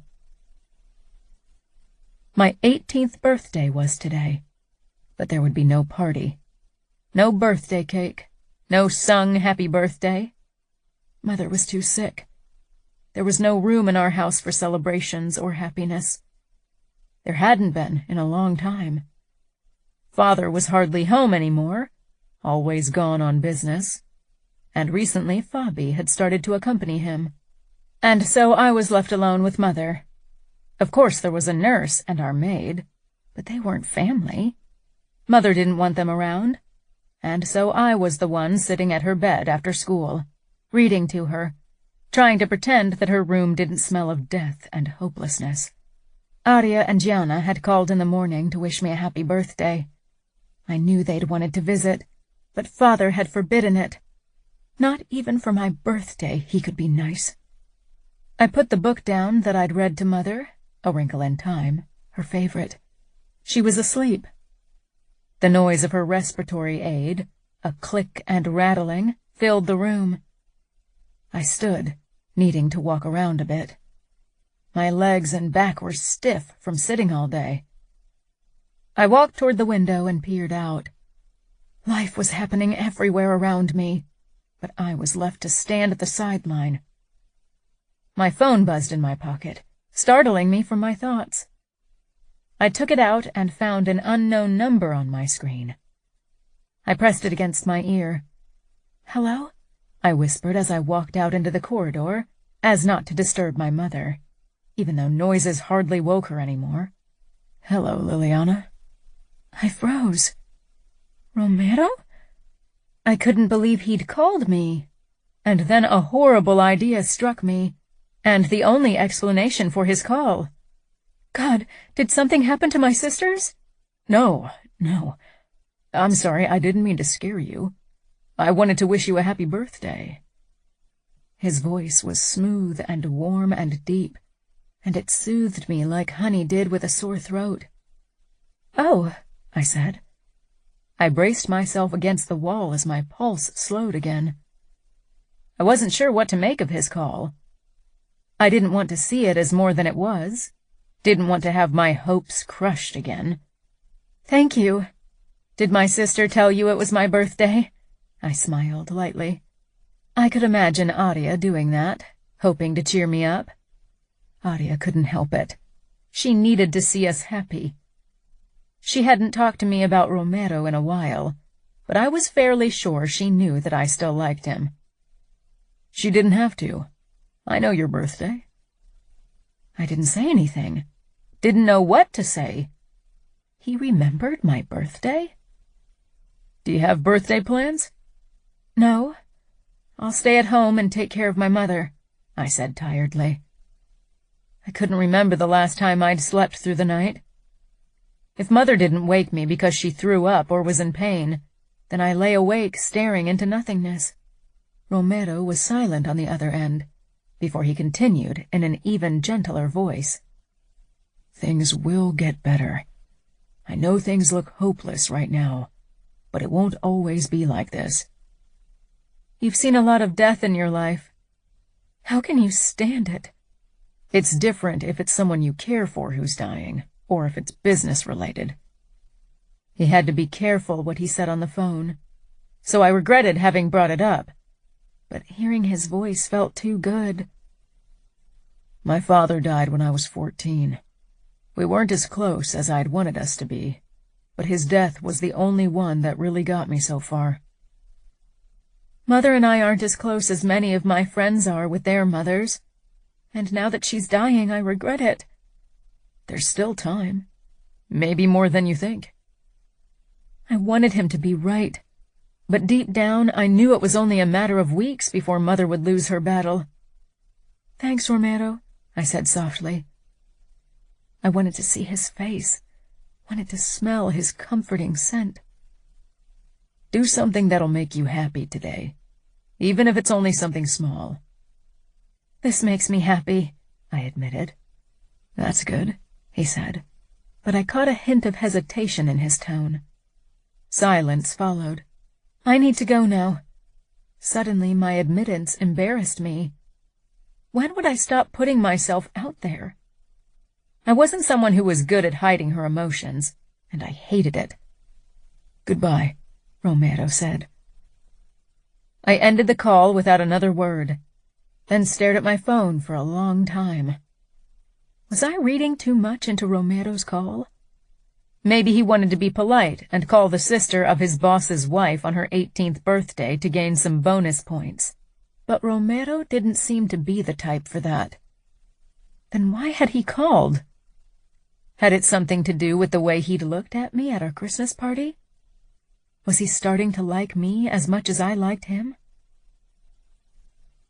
2 weeks after my birthday, Mother's health deteriorated even further. Her skin was papery and cold, her eyes glazed from the painkillers. My grip on her was loose, scared of hurting her. She looked so breakable. Deep down, I knew it wouldn't be much longer. I wanted to believe a miracle would happen, but I wasn't a small kid anymore. I knew better. Sometimes I wished I were still that naive girl I used to be. Aria, Mother said in a wispy voice. I jerked up in my chair and leaned closer. No, it's me, Liliana. Mother's eyes focused on me, and she smiled softly. It looked horribly sad on her worn-out face. She'd been so beautiful and proud once, and now she was only a shell of that woman. My sweet Lily, she said. I pressed my lips together. Mother had never been the overly affectionate type. She'd hugged us and read bedtime stories to us, and generally tried to be the best mother she knew how to be. But she'd almost never called us nicknames. Yes, I'm here. At least until Father would try to send me away again. If it were up to him, Mother would be locked away from everyone she loved, only cared for by the nurses he'd hired until she finally passed away. I tried to tell myself it was because he wanted to protect her, to let a proud woman be remembered as she used to be, and not only for her sickness, but I had a feeling that wasn't his main incentive. Sometimes I wondered if he was embarrassed of her. Where are your sisters? And Fabi? She peered over my head as if she expected to see them there. I lowered my gaze to her chin, not able to look into her eyes. Fabi is busy with school. That was a blatant lie. Father made sure Fabi was busy with God only knew what, so he didn't spend too much time with our mother. As if Father worried her sickness would rub off on Fabi if he got too close. Aria and Gianna will be here soon. They can't wait to see you again. Did your father call them? Mother asked. I didn't want to lie to her again. But how could I tell her that Father didn't want them to come visit our dying mother? That they wouldn't even have known she was close to dying if I hadn't called them? I filled her glass with water and held it up to her lips. You need to drink. Mother took a small sip, but then she turned her head away. I'm not thirsty. My heart broke as I set the glass back down on her nightstand. I searched for something to talk to my mother about, but the thing I really wanted to tell her about My crush on Romero was something I couldn't trust her with. "Do you need anything? I could get you some soup." She gave a small shake of her head. She was watching me with a strange expression, and I was starting to feel uncomfortable. I wasn't even sure why. There was such a look of forlornness and longing in her gaze that it spoke to a dark place deep inside of me. God, I don't even remember how it is to be young and carefree anymore. Carefree? I hadn't felt carefree for a very long time. There's so much I wanted to do. So many dreams I had. Everything seemed possible. Her voice got stronger as if the memory drew energy from somewhere deep inside of her body. "You have a beautiful house and many friends and children who love you," I said. But even as I did, I knew it was the wrong thing to say. And I hated this feeling of always doing the wrong thing, of not being able to help. "I do," she said with a sad little smile. Slowly it faded. "Friends who don't visit." I couldn't deny it, and I wasn't even sure if Father was why they stayed away, or if they'd really never cared about my mother in the first place. I opened my mouth to say something, another lie I'd feel guilty for later, but Mother kept talking. "A house that was paid for with blood money." Mother had never admitted that Father was doing horrible things for our money, and I'd never gotten the impression that she cared much either. Money and luxury were the only things Father had always given freely to her and us. I held my breath, half curious and half terrified of what she would say next. Did she regret having had kids? Were we a disappointment for her? She patted my hand. "And you kids. I should have protected you better. I was always too weak to stand up for you. You did everything you could. Father would have never listened to you anyway." "No, he wouldn't have," she whispered. "But I could have tried harder. There are so many things I regret." I couldn't deny it. I'd often wished that she had stood up for us, especially for Gianna, when Father had lost it again. But there was no use in making her feel bad for something that couldn't be changed. "You only have this one life, Lily. Make the best of it. I wish I had done it, and now it's too late. I don't want you to end like me, to look back at a life full of missed opportunities and lost dreams. Don't let life pass you by. You are braver than me, brave enough to fight for your happiness." I swallowed, stunned by her passionate speech. "What do you mean?" "Before I married your father, I was in love with a young man who worked in my father's restaurant. He was sweet and charming. He wasn't part of our world." I glanced toward the door, worried Father would overhear us. As if that could happen. As if he would actually set foot into this room. "Did you love him?" "Maybe. But love is something that develops with time, and we never got the chance. I could have loved him very much, I'm sure of it. We kissed behind the dumpsters once. It was cold outside and it smelled of garbage, but it was the most romantic moment of my life." A sweet smile was on her face, an expression I'd never seen on my mother before. Pity squeezed my heart tightly. Had Father never done anything romantic for her?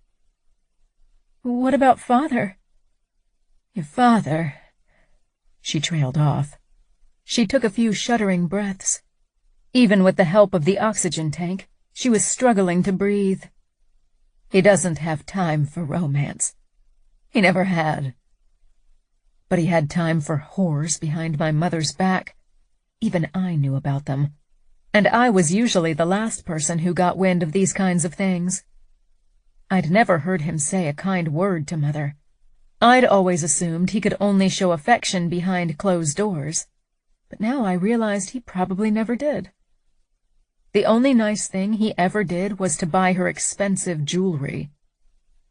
Don't get me wrong. I respect your father.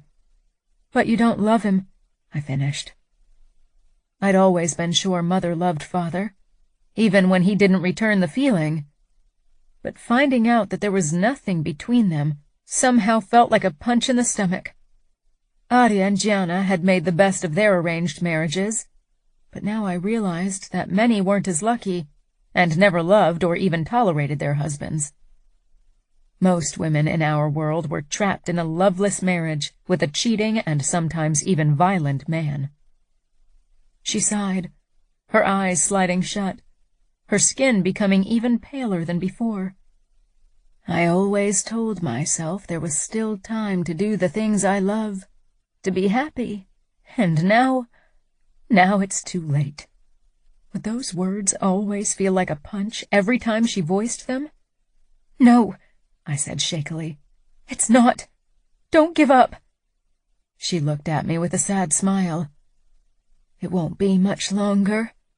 For me, there's nothing but regret. But you have your whole life ahead of you, Liliana. Promise me you'll live it to the fullest. Try to be happy." I swallowed hard. All my life my mother had told me to accept my fate, to be a good girl, to be dutiful. "I want to marry for love." "You should," she whispered. "Father won't allow it. He'll find someone for me, won't he?" Arya and Gianna made good matches. You don't have to marry for tactical reasons. You should be free to fall in love and marry that special boy. An image of Romero popped into my head, and a swarm of butterflies filled my stomach. "I remember that look," Mother said softly. "There is someone, I blushed. "It's silly. He isn't even interested in me." "How could he not be? You are beautiful and intelligent, and come from a good family. He'd be crazy not to fall for you." I'd never talked to Mother like this, and I felt incredibly sad that it had taken cancer for us to be this close. I wished she'd been that kind of mother before, and then I felt guilty for thinking something like that. "He's not someone Father would approve of," I said eventually. And that was a huge understatement. "He's just a soldier." "Oh," Mother whispered. She had trouble keeping her eyes open. "Don't let anyone stop you from achieving happiness." The last few words were barely audible as Mother slowly drifted off to sleep. I slipped my hand out from beneath hers and stood. Her breathing was labored, raspy, and flat. I could almost imagine how it would stop any second. I backed out of the room, but didn't close the door. I wanted to make sure I would hear it if Mother called for help. I headed toward the staircase where I almost bumped into Father. "Mother will be happy to see you," I said. "But she's just fallen asleep, so you will have to wait a bit." He loosened his tie. "I wasn't going to your mother. I have a few more meetings scheduled." "Oh, right. That's why he smelled like a perfume shop, and why his suit was wrinkled. He'd spent the morning with one of his whores, and was probably on his way to the next." "But she'd love to see you later." Father narrowed his eyes. "Did you call your sister? Luca called me this morning to tell me he and Arya were on their way to Chicago to visit your mother." "They have a right to say goodbye." "Do you really think they want to see your mother like this? Your mother was once a proud woman. If she were still in her right mind, she wouldn't want anyone to see her in this pitiful state." Anger bubbled up. "You're embarrassed by her, that's all." He raised a finger in warning. "Careful. Don't take that tone with me. I know you are under a lot of pressure, but my patience is running thin at the moment." I pressed my lips together. "Are Arya and Luca still coming, or did you forbid them from visiting?" I didn't mention that Gianna would be visiting as well. He'd find out soon enough, and then Luca would hopefully be there to calm him down. "They'll be here in the afternoon. That'll give Luca and Dante the chance to discuss business." "That's what he worried about? Business? His wife was dying and he didn't give a shit." I nodded and left without another word. Half an hour later, I watched my father leave the house again. There had been a time when I'd looked up to him, when I'd seen him in his black suit and thought he was the most important person in the world. But that hadn't lasted long. The first time he raised his hand against Mother, I knew he wasn't the man I thought he was. Aria, Gianna, and Luca arrived 2 hours later. Matteo had stayed in New York, not only because Luca needed someone he trusted there, but because Gianna's encounter with Father would be explosive anyway. If Matteo were there as well, someone would die. Aria and Gianna hugged me tightly in greeting. "How are you?"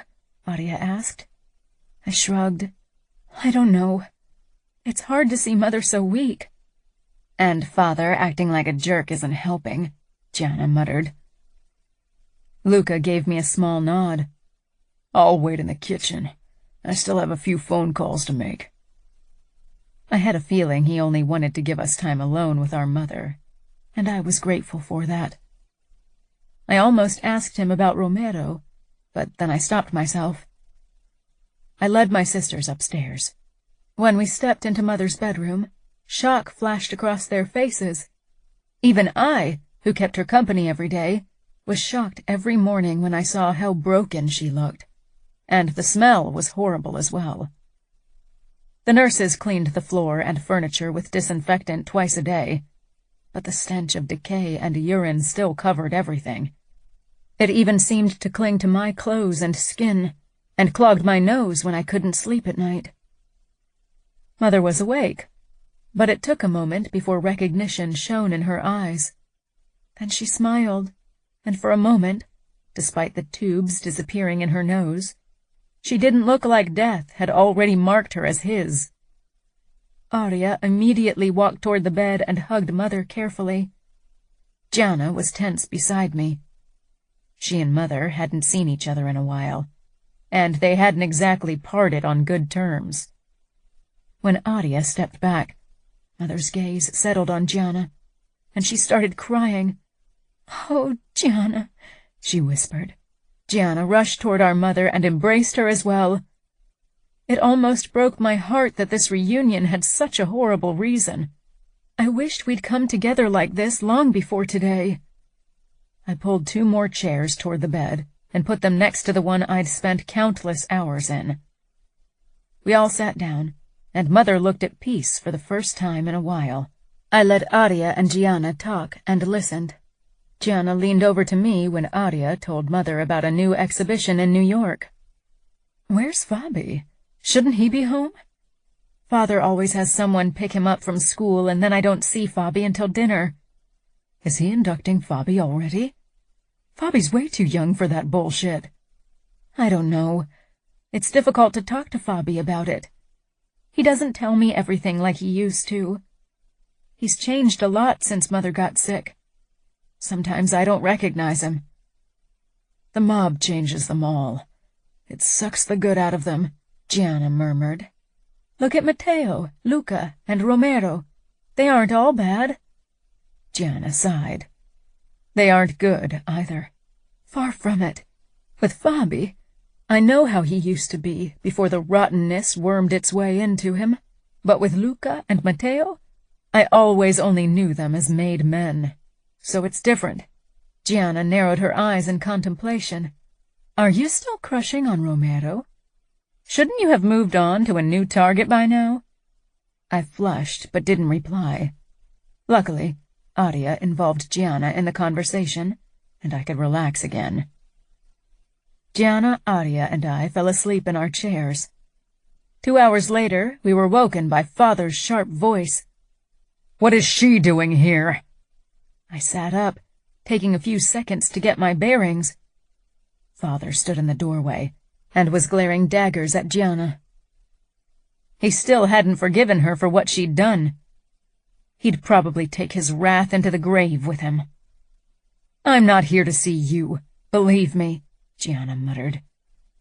Aria rose from her chair and went over to Father to give him a quick hug. Usually his mood always brightened when she was around, because she was the only one who hadn't disappointed him yet. But he didn't even look at her. I don't want you in my house, he said to Gianna. I spotted Fabi a couple of steps behind him, obviously unsure how to react. I knew he'd missed Gianna very much, and had always been eager to talk to her on the phone, but Father's influence on him had grown in the last few months, and it was clear that my little brother wasn't sure which side to choose.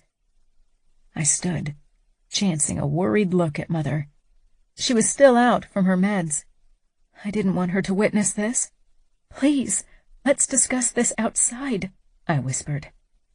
Father turned on his heel and stepped out into the corridor without a single glance at Mother.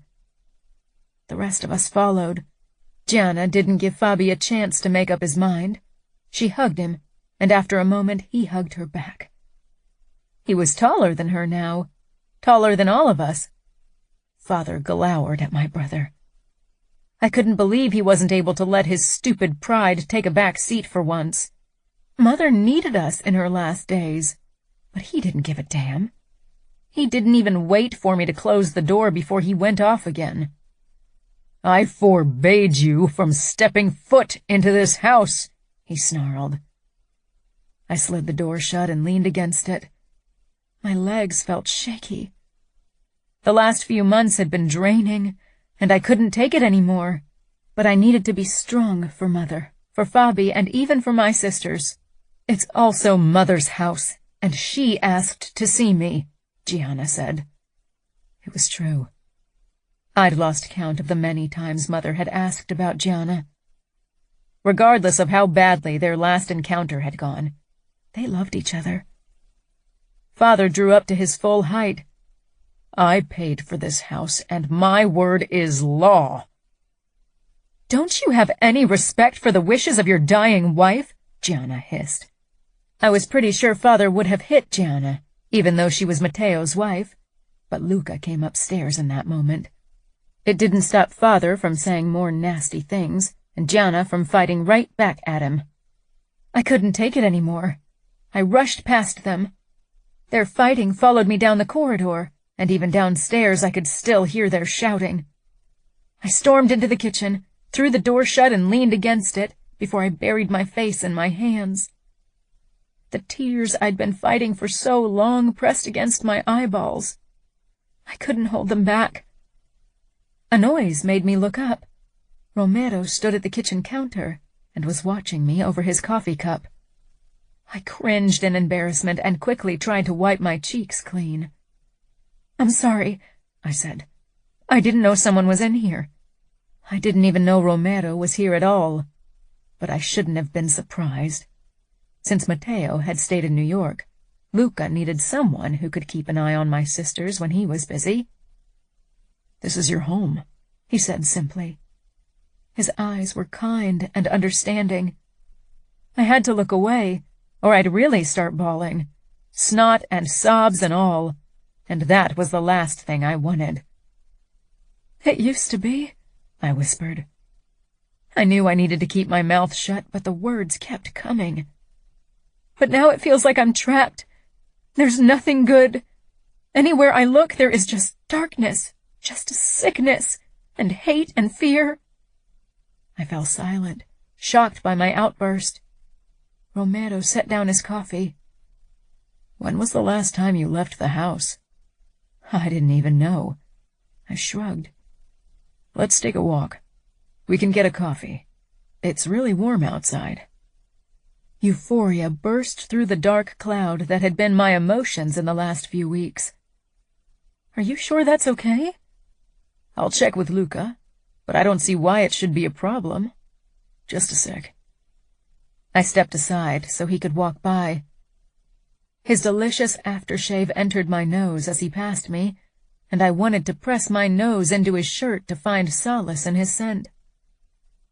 My eyes followed him, traced his broad shoulders and narrow hips. Mother's words shot through my mind again. Maybe happiness wasn't as far away as I thought. Romero. I shouldn't even consider being alone with Lily. Not now, not ever. Not when I couldn't stop noticing how grown up she looked. She wasn't the little girl I'd first met. She was a woman in marriageable age now, but she was out of my league, at least by her father's standards. I was one of the best fighters in New York. Only Luca and Matteo were as good with the knife or the gun, and I wasn't exactly penniless, but I definitely wasn't mob royalty and couldn't afford a penthouse like Luca's. I wasn't even sure why the fuck I was thinking about those kinds of things now. I wasn't going to ask for Lily's hand. Not now, not ever, and at this time there were more important things to take care of. I climbed the stairs, following the sound of arguing. Gianna and her father were at it again, and Luca seemed to try to keep them from ripping their heads off. Only problem was that he looked like he was close to losing his own shit. I walked toward them, and Luca gave me an exasperated look. Scuderi was a pain in the ass, and Luca wasn't the most patient person on this planet. A bad combination. He came toward me. I'm going to lose my fucking mind if Gianna and her old man don't stop fighting. Lily is taking it badly. She's had to witness her mother's deterioration for months now. I want to take her out for a walk and a coffee to take her mind off things. Luca scanned my face with an expression I didn't like one bit. Sure, but I really don't need any more problems. Things between New York and Chicago are already shaky. I won't do anything that'll hurt our relationship to Chicago. Luca nodded, but he didn't look convinced. He glanced back to Scuderi and his two daughters. I better get back. Be back before dinner. Then Scuderi doesn't have to know Liliana ever left the house. The bastard hardly pays attention to anything, least of all that girl. I turned on my heel, leaving Luca to his shitty task of mediating between Scuderi and Gianna. Lily sat at the kitchen table when I entered the room, but quickly rose, a hopeful expression on her gorgeous face. Gorgeous. I had to stop thinking like that when I was around her. Lines easily got blurry, and Luca was right. We didn't need any more shit on our plate. So, can we go out? Lily asked with that same hopeful smile on her face. I stopped more than an arm's length away. Yes, but we need to get back before dinner. That left a little more than 2 hours. A hint of disappointment flickered in her eyes, but it was gone quickly. Then let's go. We stepped out of the house, and Lily stopped on the sidewalk and tilted her head up with a blissful expression. Sun rays cast her face in a soft glow. This feels so good, she said softly. I know so many things that feel even better. How would her face look in the throes of passion? It was something I'd probably never find out. I didn't say anything, only watched her as she soaked in the sun. She blinked up at me with an embarrassed smile. Sorry, I'm wasting time. We were supposed to have coffee and not stand on the sidewalk all day. This is about you. If you'd rather stay here and enjoy the sun, we can do that too. I don't mind. Not one fucking bit. Watching Lily was something I could do all day. She shook her head. Her blonde hair settled in soft waves on her shoulders, and I had to stop myself from reaching out and letting a strand of it glide through my fingers. For some reason I didn't know, I held out my arm for her. She hooked her arm through mine without hesitation, a grin twisting her lips as she peered up at me. Damn it. I led her down the street. Do you know a nice cafe? I've been in Chicago plenty of times in the last few years, but I'm not that familiar with the culinary scene. Just a 10-minute walk away is a small cafe with fantastic coffee and delicious cupcakes. We could go there. I usually only order everything to go, but we could sit down if you want. There were many things I wanted, and now that I'd seen her in those tight jeans and shirt, most of them involved Lily naked on my bed. That sounds good. Lead the way. You know what I like about you? You are so easygoing and relaxed. You seem like the guy next door. Nice and kind. Lily, I'm a made man. Don't make me into a hero that I'm not. I'm not kind or nice. You are to me, she said lightly. Her blue eyes were far too trusting. She didn't know the things I'd been thinking about her. Most of them hadn't been nice. I wanted to do so many dirty things to her, she wouldn't even understand half of them. And that was why I needed to keep my distance. Maybe she looked grown up, but she was still too young, too innocent. I only smiled. I'm trying. You're doing good, she said teasingly. The sadness and hopelessness were gone from her face for the moment, and that was all the encouragement I needed. Liliana. Romero smirked. Thanks. I could have kissed him then. He looked so handsome and sexy. "You're very welcome," I said. We strolled down the street toward the small cafe that looked like it belonged on a cobblestone street in Paris and not in Chicago. It was strange walking with a man who wasn't twice my age like my father's bodyguards. Only when we stopped at the counter did Romero release my arm. But until then, we'd walked close like lovers. How would it feel if it were the truth? If he weren't just trying to distract me from my sick mother? If we were really a couple? "Everything okay?" Romero asked in a low voice. I had been staring. I quickly turned my attention to the girl behind the counter who was waiting for our order. "A cappuccino and a red velvet cupcake," I said distractedly. It was my standard order, and my mind was too frazzled to check the blackboard for the daily specials. "The same for me," Romero said, and took his wallet out to pay for us both. "You didn't have to pay for me," I whispered when we walked toward a free table near the window. Romero raised one dark eyebrow. "A woman never pays when she's with me." "Oh?" I said curiously. Romero looked like he already regretted his comment, but it was too late. He'd piqued my curiosity. "How many girlfriends have you had?" It was a very personal question. Romero chuckled. "That's not something I'm going to tell you." "That means many," I said with a laugh. The server brought our order, giving Romero time to compose himself. The moment she was out of earshot, I said, "I know how things are with our men. You have a lot of women." "So you know all of us?" Romero asked. He leaned back in his chair like he didn't have a care in the world. His white shirt clung to his muscled chest and arms, a very distracting view. I took a sip from my cappuccino. "Women talk, and from what I hear, most made men don't say no to the whorehouses of the outfit. For most of them, it's some kind of hobby to have as many women as possible. I doubt it's different in New York." "Many men do, but not all of them." "So you are the exception?" I asked doubtfully. I wanted it to be true, but I was being realistic. Romero took a bite from his cupcake, obviously considering what to tell me. "I've had wild days when I was younger. 18 or 19, maybe." "And now? Do you have a girlfriend? A fiancé?" I'd always put the thought out of my mind, but the way Romero had talked, it was a valid option. I sipped at my coffee, glad for the feel of the cup in my hands.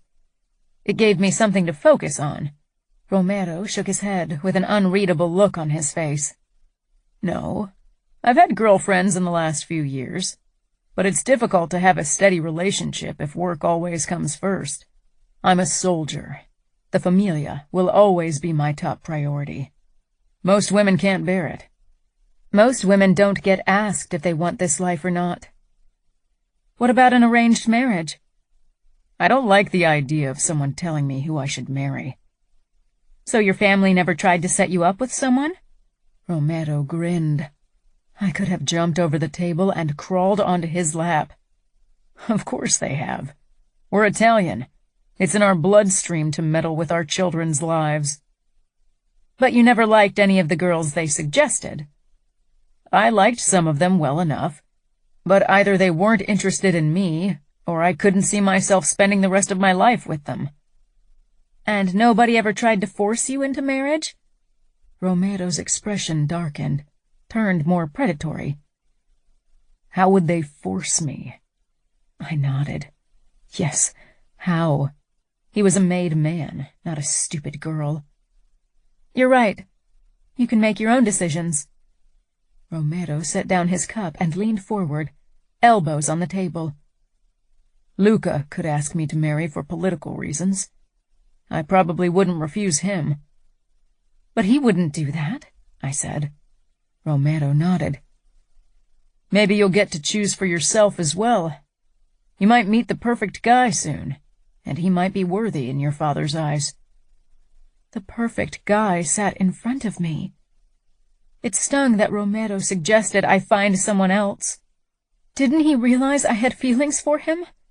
I didn't want to find some guy my father would approve of. I wanted the man in front of me. Perhaps he saw something in my expression, because after that, we talked about random things, nothing of importance. And far too soon we had to make our way back to my home. This time we didn't link arms. I tried not to be disappointed, but it was hard.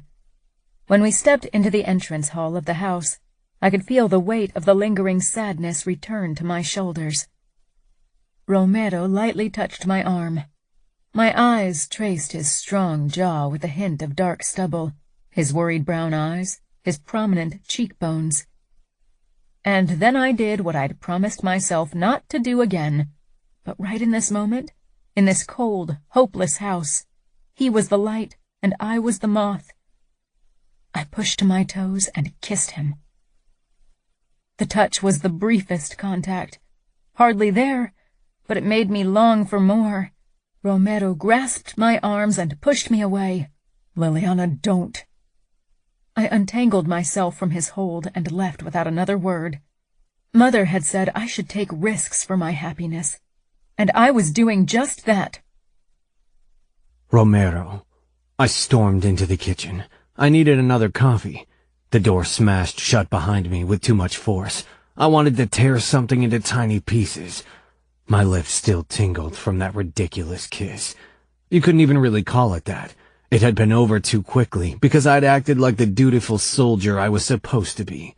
Fuck it. I made myself a coffee and emptied it in 2 gulps, then put the cup down with a loud clang. The door to the kitchen swung open, and Luca leaned in the doorway with a questioning look on his face. You realize this isn't your home, right? I don't think Scuderi appreciates you destroying his expensive marble counter. The corners of his mouth twitched in an almost smile. I relaxed against the kitchen island. I don't think Scuderi even knows where his kitchen is. Where is he anyway? It's suspiciously quiet in the house. I thought he and Gianna would never stop fighting. Luca's expression darkened. They would still be at it, but Scuderi left for a meeting, which I'll have to do soon as well. Dante and I are going to discuss the Russians tonight at some Italian restaurant he loves. I assume I'll stay here to keep an eye on the women, I said tightly. The idea of being around Lily all evening worried me. Luca came up to me. Do I have to worry about what went on between you and Liliana while you were gone for coffee? Do I even want to know? I glared. Nothing happened, Luca. You know me. I'm a good soldier. You are also a guy with a dick, and Liliana is a gorgeous girl who's been flirting with you for years. Sometimes that can lead to unfortunate accidents. I released a long breath. Fuck, Luca muttered. I was joking. Don't tell me there's really been something going on. Liliana kissed me, but you could hardly call it that. Our lips barely touched, and I pushed her away, so you have nothing to worry about. Oh, but I have to worry considering the look of regret on your face when you said that your lips barely touched. You want her. Yes, I want her, I muttered, starting to get annoyed by his interrogation. Luca used to be the guy who couldn't keep it in his pants, and now he was acting all high and mighty. But I'm not going to act on it. I can control myself. I'd never do anything to hurt the familia. Luca clapped my shoulder. I know that, and if you're ever at risk of following your dick instead of your brain, just remember that Liliana is going through a lot. She's probably only looking for a distraction. She's vulnerable and young. I know you won't allow her to ruin her life. That was a guilt trip if I'd ever heard one. I nodded, because the words waiting on the tip of my tongue were too harsh for my capo. Arya walked into the kitchen in that moment, but she stopped when she saw us.